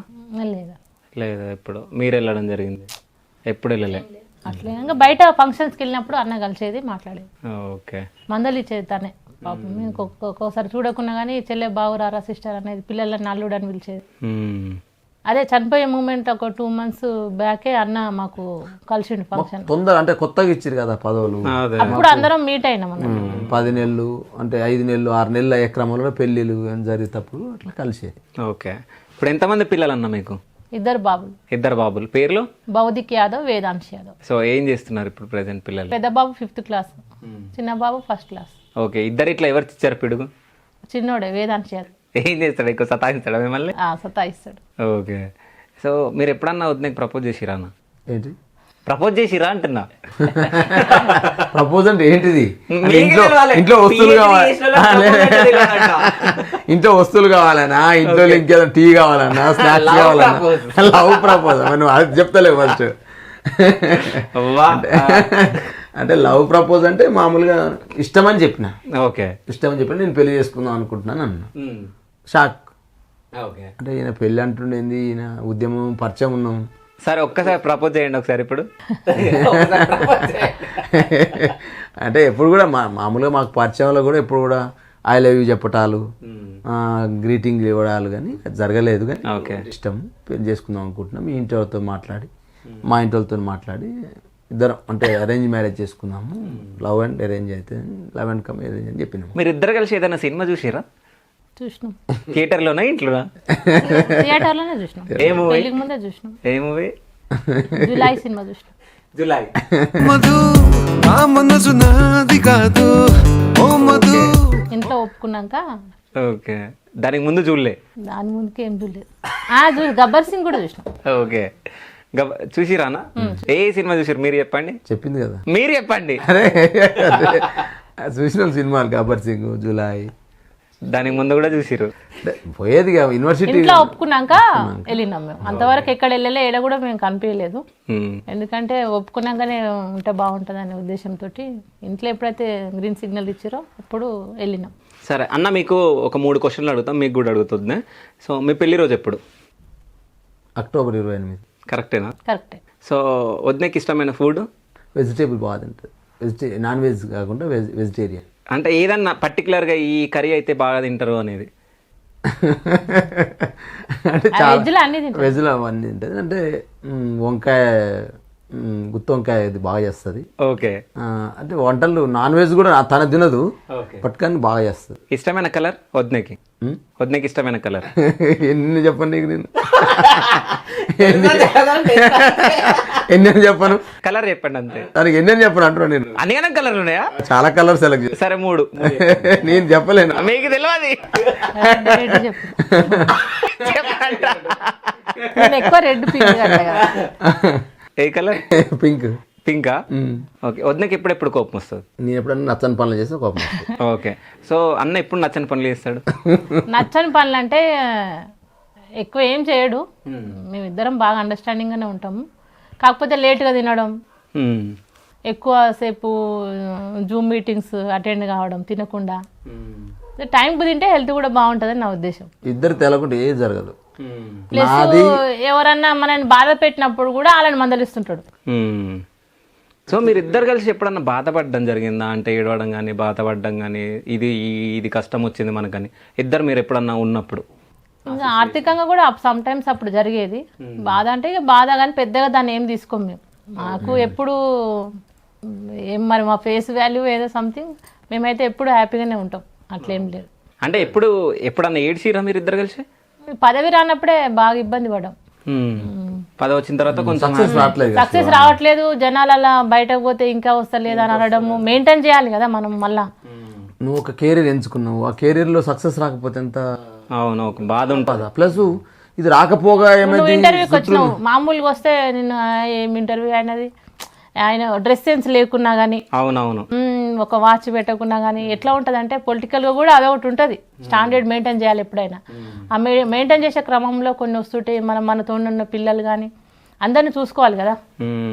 At the same time family ఇవన్నీ ఉంటాయి, బ్యాక్గ్రౌండ్స్ కూడా ఉన్నాయి కదా ఇంటికాడ. అయితే ఇప్పుడు డ్రెస్ సెన్స్ గురించి వదిలే చెప్పింది కాబట్టి ఇది పక్క అడగాలి మిమ్మల్ని. ఎప్పుడన్నా ఏదైనా డ్రెస్ వేసినప్పుడు ఏదైనా వేసినప్పుడు ఇది బాలే ఇప్పే అనేది చెప్పిందా? చేంజ్ అయ్యి ఇదంతా చాలా సార్లు చెప్తా. చాలా సార్లు అంటే నేను డ్రెస్ వేసుకుంటాడు ఆమెను అడుగుతా ఫస్ట్. ఓకే బాగుందా బాలేదా, ఈ డ్రెస్ వేసుకోవాలా లేదా అని అడుగుతా. బాలేదంటే వేసుకోరు, ఇక వేసుకోను, 100% వేసుకోను. ఓకే. నేను చెప్తున్నా కదా, నేను మార్నింగ్ నుంచి నైట్ పడుకునేదాకా డిపెండ్ అవుతా ఆమె మీద. అంటే నేను పాలిటిక్స్ నిర్ణయాలలో నేను చూస్తాను, ఆమెను అడుగుతాను. అంటే ఫుడ్ టేకింగ్ కానీ, డ్రెస్ సెన్స్ కానీ, లేకపోతే ఇంకెక్కడన్నా కొన్ని అంటే డాక్టర్స్ ఇద్దరం డాక్టర్, అవును, కొంత అందరం యూనివర్సిటీ బ్యాగ్ నుంచి వచ్చినాం కాబట్టి కొంచెం అంతే తెలుస్తాయి. మెచ్యూరిటీ ఉన్నప్పుడు ఏమైందంటే తెలుసుకుంటాం. ఒకవేళ నేను వేస్తా, నాకు మ్యాక్సిమం అయితే ఆమె నచ్చింది నాకు నచ్చింది, నాకు నచ్చింది ఆమె నచ్చింది, 100% తేలా అవుతుంది. నేను ఇప్పుడు ఆలోచన అనుకో, నేను నల్గొండ పోయినా, మా ఇంట్లో గోపాలకృష్ణ యాదవ్ అని ఆడ స్నాక్స్ తింటున్నాం, రాజేశ్వరి పేరు చెప్తున్నా, ఫోన్ వస్తుంది అన్నమాట. ఓకే. అంటే మీరు ఇట్లా గుర్తు చేసుకోగా ఫోన్ అప్పుడప్పుడు కాదు, ఎప్పుడు గుర్తుపెట్టుకో. ఓకే. నేను ఏదైనా టిఫిన్ కానీ ఏదైనా చేస్తున్నా, నేను టిఫిన్ తింటున్నాను అనుకో, ఓకే, వెజ్ కదా, రాజేశ్వరే కనపడతా టిఫిన్ లో. అరే తను కూడా తీసుకపోతే బాగుండు, తను కూడా నాతో తింటే బాగుండు చెప్తాను. నేను చెప్తాను, నా పేపర్ నేను రాసిన పేపరు ఎగ్జామ్ వాల్యుయేషన్ ఆమె చేస్తుంది. ఓకే. అదే క్రమంలో కొన్ని సై చేసింది. ఇప్పుడు బాధ ఎందుకు రాదు శివ నువ్వు అంటావు, కానీ తను చెప్పలేకపోతుంది. నేనేమంటున్నానంటే బాధ ఎందుకు రాదు, పైసలు లేవు, రాజకీయాలు ఫ్యామిలీ కాదు, ఎంచుకున్న మార్గం ఉద్యమం కాబట్టి ఆ రోజు జై తెలంగాణ అంటే మెయిన్ ఐటెం రాసేది. నీ అసలు కెమెరా తీసేది, అరే దుమ్మెడ బాగాలేదు అరెస్ట్ అయింది అనుకో, పెద్ద ఐటెం వచ్చేది. Politics is different. నిత్యము గేమే, అది ఎప్పుడు గేమే, నిత్యము విద్యార్థివే నువ్వుగా. నువ్వు ఈరోజు లైవ్లో ఉండాలంటే చదవాలంటే ఉండాలి, మళ్ళీ ఎక్కడైనా తిరగాలంటే పైసలు కావాలంటే బండి వెనక పిల్లలు కావాలి, డ్రైవర్తో పిల్లలు కావాలి, పిల్లలతో పాటు మెయింటెనెన్స్ ఉండాలి కదా. ఆ మెయింటెనెన్స్ ఏం చేస్తుంది నీకు? వ్యాపారవేత్త కుటుంబం నుంచి రాలే, వ్యాపారాలు లేవు మనకు. కానీ ఉస్మాన్ షెట్టి చదువులమ్మ తల్లి ఉంది కదా, ఆ చదువులమ్మ తల్లి ఒడిలో తయారైన ఇద్దరం. అక్కడ ఆ యూనివర్సిటీ ఉద్యమం ఇచ్చింది. 5 years మాకు ఫెలోషిప్స్ వచ్చాయి. 5 years మేము అట్లా మెయింటైన్ చేస్తాం. చాలా ఇబ్బంది అయ్యేది. ఒక సందర్భంలో అయితే బండి ఇప్పుడు సెక్రటరీ ఎంత వస్తుండే ఫెలోషిప్? 36,000 మంత్లీ. నాకు 25 వచ్చాయి. ఓకే. ఇక అవే మనకు ఖర్చులకు సరిపోతుండే. అప్పుడు ఇంత లేదు. నువ్వు నన్ను దూది మీద బాగాలేదు పెద్దగా చూస్తావు, నువ్వు బండి మీద పోతే సెక్రటరీ పోతే ఆపుతాడు ఆడ. లోపల పోవాలి, మంత్రి కావాలంటే లోపల పోవాలి, ముఖ్యమంత్రి కావాలంటే లోపల పోవాలి. నువ్వు బండి మీద పోతే ఉత్తరే కథ అనుకుంటాడు, నువ్వు తెలియదు. కానీ మీ పెళ్లికి మాత్రం మంత్రులు, ముఖ్యమంత్రులు, మాజీలు అందరూ వచ్చారు కదా. అరేంజ్ కాబట్టి చాలా మంది వచ్చారు పెళ్లికి. సుమారు 5,000 మంది వచ్చారు నా పెళ్లికి. మంచి భోజనాలు అవన్నీ కూడా మంచి అయింది. మ్యారేజ్ మంచిగా అయింది. తర్వాత మేము మా ఈ జీవన ప్రయాణం ఉంది కదా, చాలామంది సహకరించారు, చాలామంది మమ్మల్ని ఫుడ్ చేసారు, చాలామంది వెల్ విషర్స్ నిలబడడం కోసం సహకరించారు. ఆ క్రమంలోనే మాకున్న ఫ్లెక్సిబిలిటీ మనీ దాచుకోవడం, మళ్ళీ దాన్ని దానికి ఉపయోగించడం. ఫస్ట్ నుంచి కూడా ఒక షెడ్యూల్ ఉంది. షెడ్యూల్ లేకుంటే ఏది లేదు. మీ పెళ్ళికి ఎవరెవరు వచ్చారు? ఈటల రాజేంద్ర అన్న, వీసీలు, ఓకే, చాలామంది అంటే విఐపీస్ అంతా వచ్చారు. విఐపీస్ వచ్చారు. సుమారు 5,000 మంది జనాలు వచ్చారు. అందరిని ఒప్పించి పిలిచినాం. అంటే ఎస్ఎఫ్ఐ కాంచి మొదలు పెడితే తెలంగాణ ఉద్యమం వరకు పిలిచినాం. అందరిని పిలిచినాం, ఆ సైడ్ నుంచి నా సైడ్ నుంచి. కానీ వాళ్ళ ఇంటికాంచి వచ్చేటప్పుడు మళ్ళీ వెహికల్ పంపించాను నేను. వెహికల్ పంపిస్తే రైల్వే ట్రాక్ వాళ్ళు దాటి రావాలి. ఇప్పుడు రైల్వే ట్రాక్ పడ్డది. వచ్చిన అతిథులే వెయిట్ చేస్తుర్రు. చాలా దూరం. పెళ్లి కూతురు రాలేదు. పెళ్లి కూతురు రాలే, నేను వెయిట్ చేస్తున్నాం. అతిథులు వచ్చిర్రు, నేను వచ్చినా. వన్ డే బిఫోర్ పంపరు అట్లా. ఓకే, వీళ్ళ సైడ్ ఏంటంటే ముందే వస్తుంది అమ్మాయి. మనకేం మా తెలంగాణ ఇక్కడ మన ఏమో పెళ్లి కూతురు అప్పుడు లేట్ అయింది, అంటే లేట్ రెడీ అయింది. లేట్ రెడీ కాదు, దూరం విలేజ్ కదా మాది. భువనగిరి నకరేకల్ చాలా అయిపోయి ముందర వచ్చింది. ముందర వచ్చిన తర్వాతకి అతిథులు వచ్చి అంటే స్టేజ్ మ్యారేజ్ కదా, బాధ్య భద్రంతరాలు ఏం లేవు. ఇక ఒప్పంద ఉంటుంది, పత్రం ఉంటే దాని మీద చదువుతాం, నాకు అంగీకారం, నేను ఇష్టపడుతున్నట్టు మా అమ్మ నాన్న. కానీ వీళ్ళు ఊళ్ళో చుట్టాలు తెచ్చుకోవాలి కదా. వీళ్ళు ఈ చుట్టాలు తెచ్చుకుని వాళ్ళు రావట్లేదు, ఆ బండి రావట్లేదు, ఈ బండి వచ్చింది. కానీ రైల్వే ట్రాక్ ఆడడం కాసేపు పడ్డది. మళ్ళీ వచ్చిన తర్వాత మనసు అంతా ఉంటుంది మనుషుల దగ్గర. మా అమ్మ రాకపోయా, మా నాన్న రాకపోయా, మా అన్న రాకపోయా, చూద్దురుగా ఇంత మంచి పెళ్లి చూద్దురు కదా అని అనుకుంటుంది. ఇక మనసంతానే ఆ బండి మీద డీసీఎం వచ్చేదాని మీద ఉంది. పెళ్ళి ఇట్లా మా వక్తలు గీతలు అందరూ ప్రసంగాలు ఉంటాయి. మళ్ళీ ఇలా స్టేజ్ మ్యారేజ్ లో డిఫరెంట్ ఉంటుంది. మాట్లాడతారు అంటే లీడర్లు వాళ్ళ వీళ్ళు విఐపీస్ వస్తారు. ఓకే, విఐపీస్ వచ్చిన వాళ్ళు ఓకే మంచిగా మీరు యూనివర్సిటీలో చదువుకున్నారు, ఉద్యమం చేసిర్రు, పిహెచ్డి చేస్తున్నారు, మంచి ఇద్దరు లవ్ చేసుకున్నారు, ప్రేమించుకున్నారు, ప్లస్ పెద్దలను ఒప్పించి చేసుకుంటారు కాబట్టి మంచిగా బతకాలి, ఆదర్శంగా బతకాలి అనేది ఒక 5,000 మంది సభ లెక్క అవుతుంది. అది పెళ్లి కాదు. ఇప్పుడు నువ్వు అయ్యగారు మంత్రాలు ఎన్ని ఉండే వాళ్ళ మంత్రాలు అయిపోతున్నాయి. ఇప్పుడు స్పీచెస్ ఉంటాయి, ఇక పాటలు, ఏమనిపించింది అప్పుడు సంతకాలు పెట్టుడు, మళ్ళీ ఒప్పందాలు మంచి చూసుకోవడం చెప్పుడు. ఎందుకంటే అన్ని రకరకాలుగా ఉంటుంది స్టేజ్ మ్యారేజ్లా. ఆ తర్వాతకి జీవనం అయిపోయింది. తర్వాత ఏమైందంటే పైసలు వెళ్ళిపోయేది శివ, ఎన్ని వచ్చినా సరిపోయేది.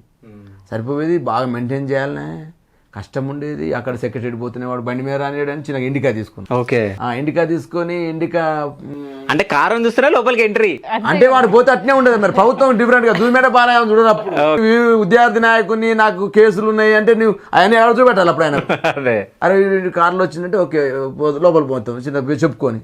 చిన్న తర్వాత ఏమైందంటే ఇక లోపల పోవడం చెప్పుకున్నా ఏమో చెప్తుంది, నువ్వు చెప్తలేవు ఏమన్నా సార్ ఇస్తాడు అనుకుంటున్నావు, నువ్వు చెప్పాలని చెప్పేసి చిన్నగా స్టార్ట్ చేసినాం. చెప్పినాను. అది అయిపోయినాక చెప్పిన తర్వాత క్రమంలో ఒకసారి పెట్రోల్ డీజిల్ కూడా పైసలు చాలా ఇబ్బంది పడేది. ఎట్టుకుంటే ఇప్పుడు వెనక నారాయణ కూడా ఫ్లైఓవరే నాకు సాక్ష్యం. ఆ బండి ఎక్కినాక నాకు బండి ఫ్లైఓవర్ మీద ఆగుద్దేమో అని భయం అయ్యేది. కారు ఫ్లైఓవర్ మీద ఆగుతుందేమో. వెనకప్పుడు అనుచరులు ఉంటారు. అనుచరులు ఎట్టుంటారు, ఎన్సెవెంటీ నా ఫ్రెండ్స్ ఉంటారు అనుకో, నా అభిమానులు ఉంటారు అనుకో, ఉద్యమకారులు ఉంటారు అనుకో. నాకనే లేవు, వాళ్ళ కాడెట్టుంటాయి, వాళ్ళని అడుగుతాం మనం, అడగలేము. కాబట్టి భయం అవుతుండే. నారాయణగూడ ఫ్లైఓవర్ మీద ఆగిందనుకో, అందరూ వచ్చి ట్రాఫిక్ జామ్ అయిందంటారు అని భయపడుతుండేది. నిజంగా అంత ఘోరంగా ఉండేది. నిజంగానే అంత సిచ్యువేషన్ ఉండేది. ఇంట్లో కూడా ఒక సందర్భం 500 ఉండకపోయేది.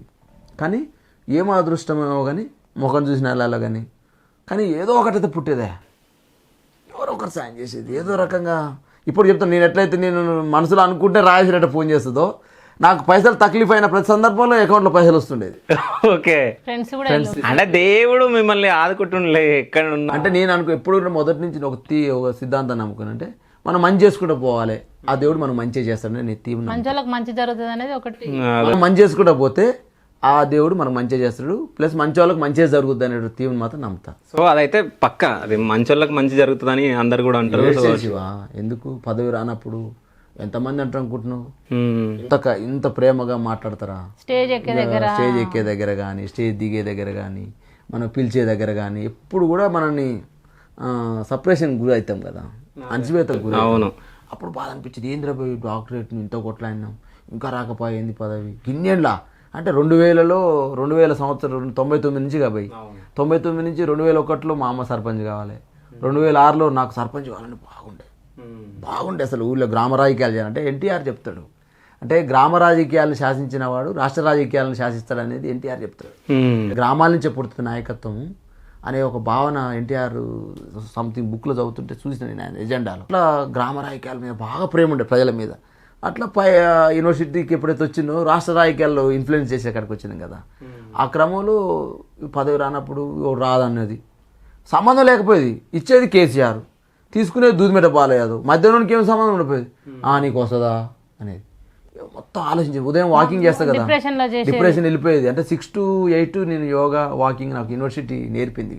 ఓకే. 2006 నుంచి నాకు అంతకంటే ముందు ఉదయం పాలకేంద్రం 6 ఉదయం లేవడం అలవాటు అయితే మళ్ళీ యూనివర్సిటీకి వచ్చినాక కూడా ఉదయం లేచి వాకింగ్ పోవడము, ఆ సెల్ ఫోన్ తీసుకుపోయినప్పుడు నాతో ఉండదు. ఇప్పుడు కూడా నాతో 6 to 8 సెల్ ఉండదు అని ప్రజలందరూ తెలుసు, నాతో ఉండే వాళ్ళందరూ కూడా తెలుసు.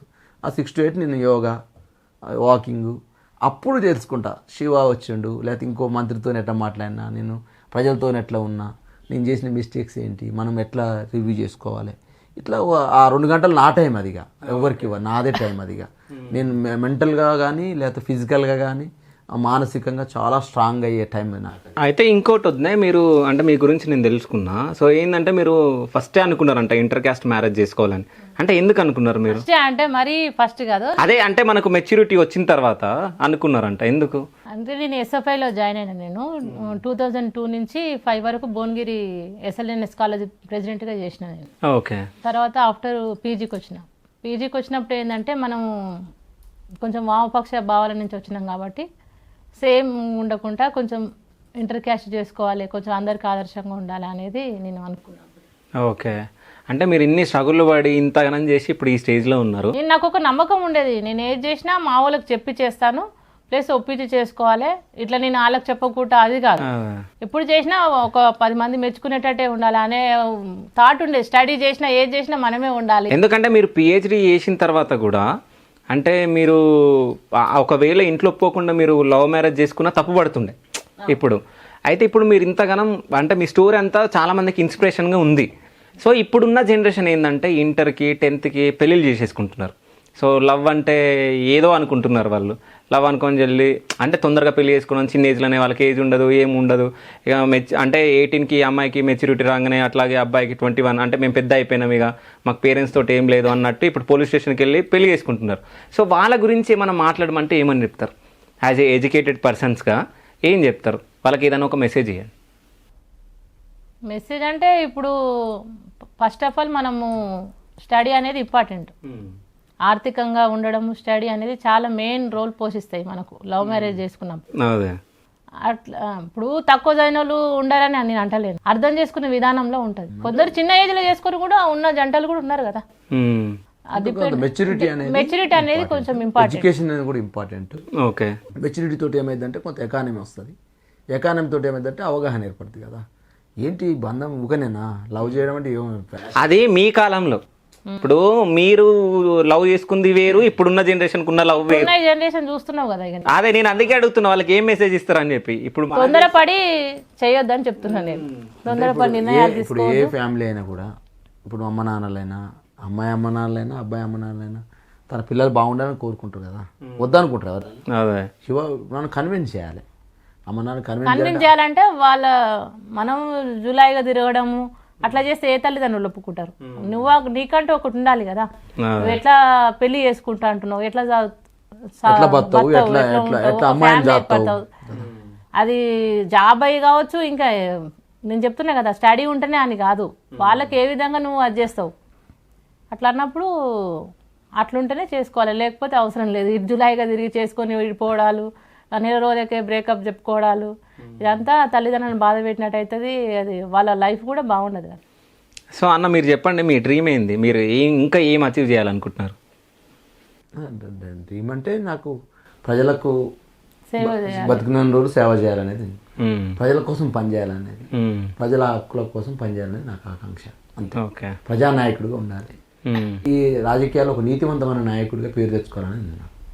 నల్గొండ జిల్లాలో చాలామంది చూసినా కదా, చాలామంది అంటే భగత్ సింగ్, చేగువేరా స్ఫూర్తితోటి రాజకీయాలకు వచ్చాను.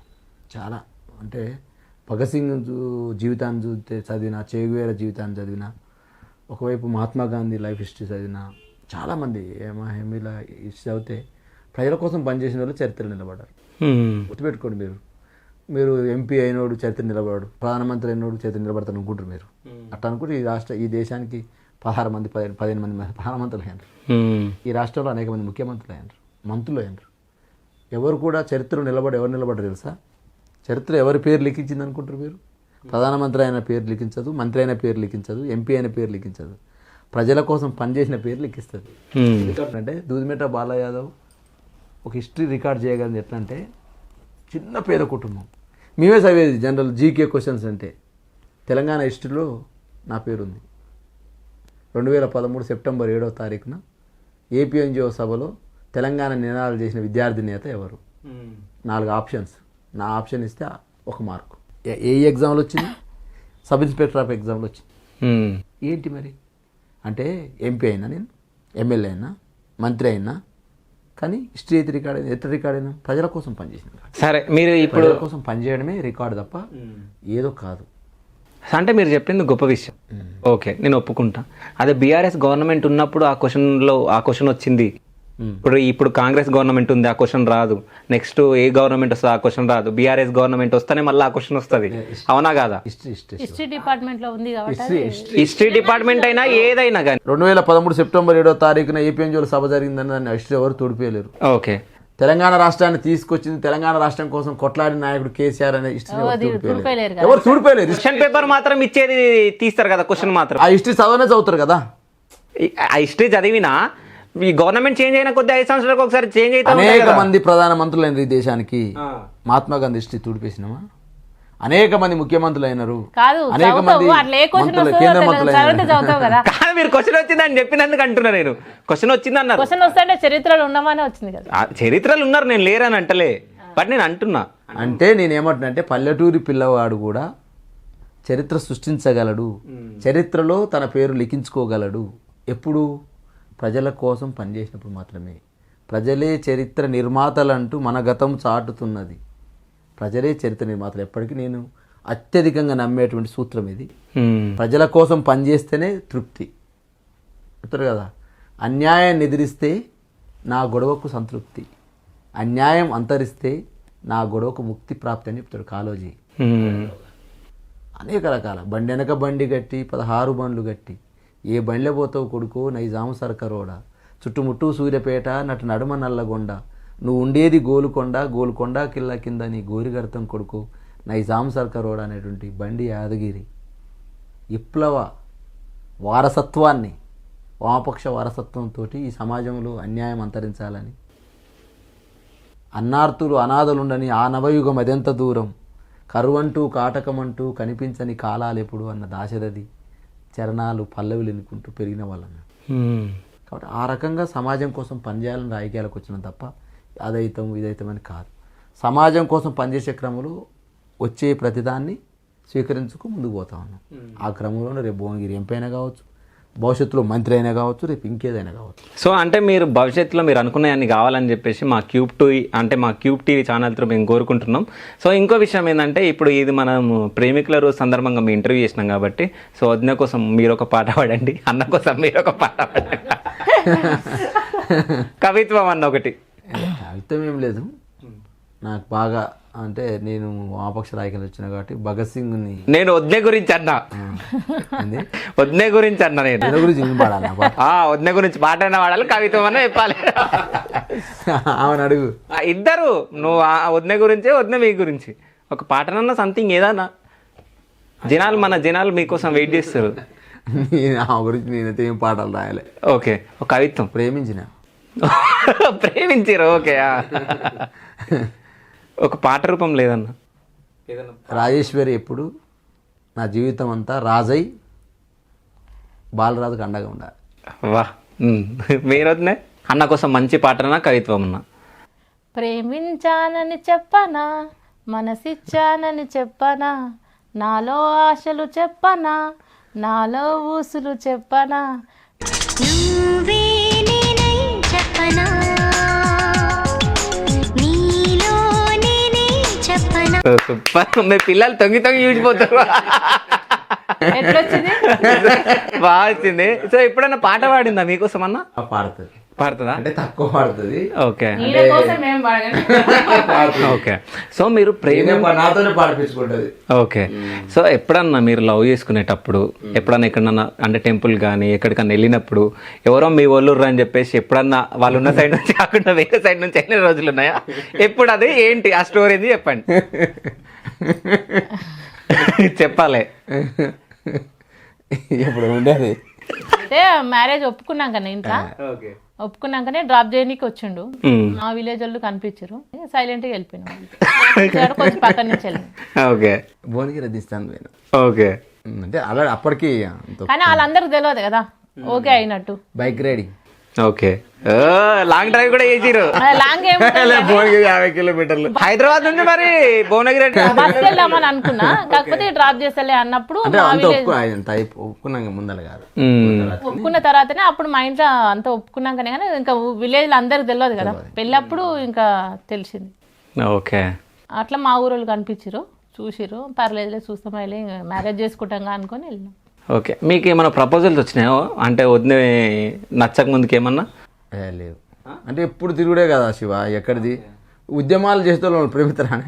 ఎందుకు ప్రేమించారు? ఎట్లా అంటే సంబంధాలు చూస్తున్నాడు కానీ. ఓకే.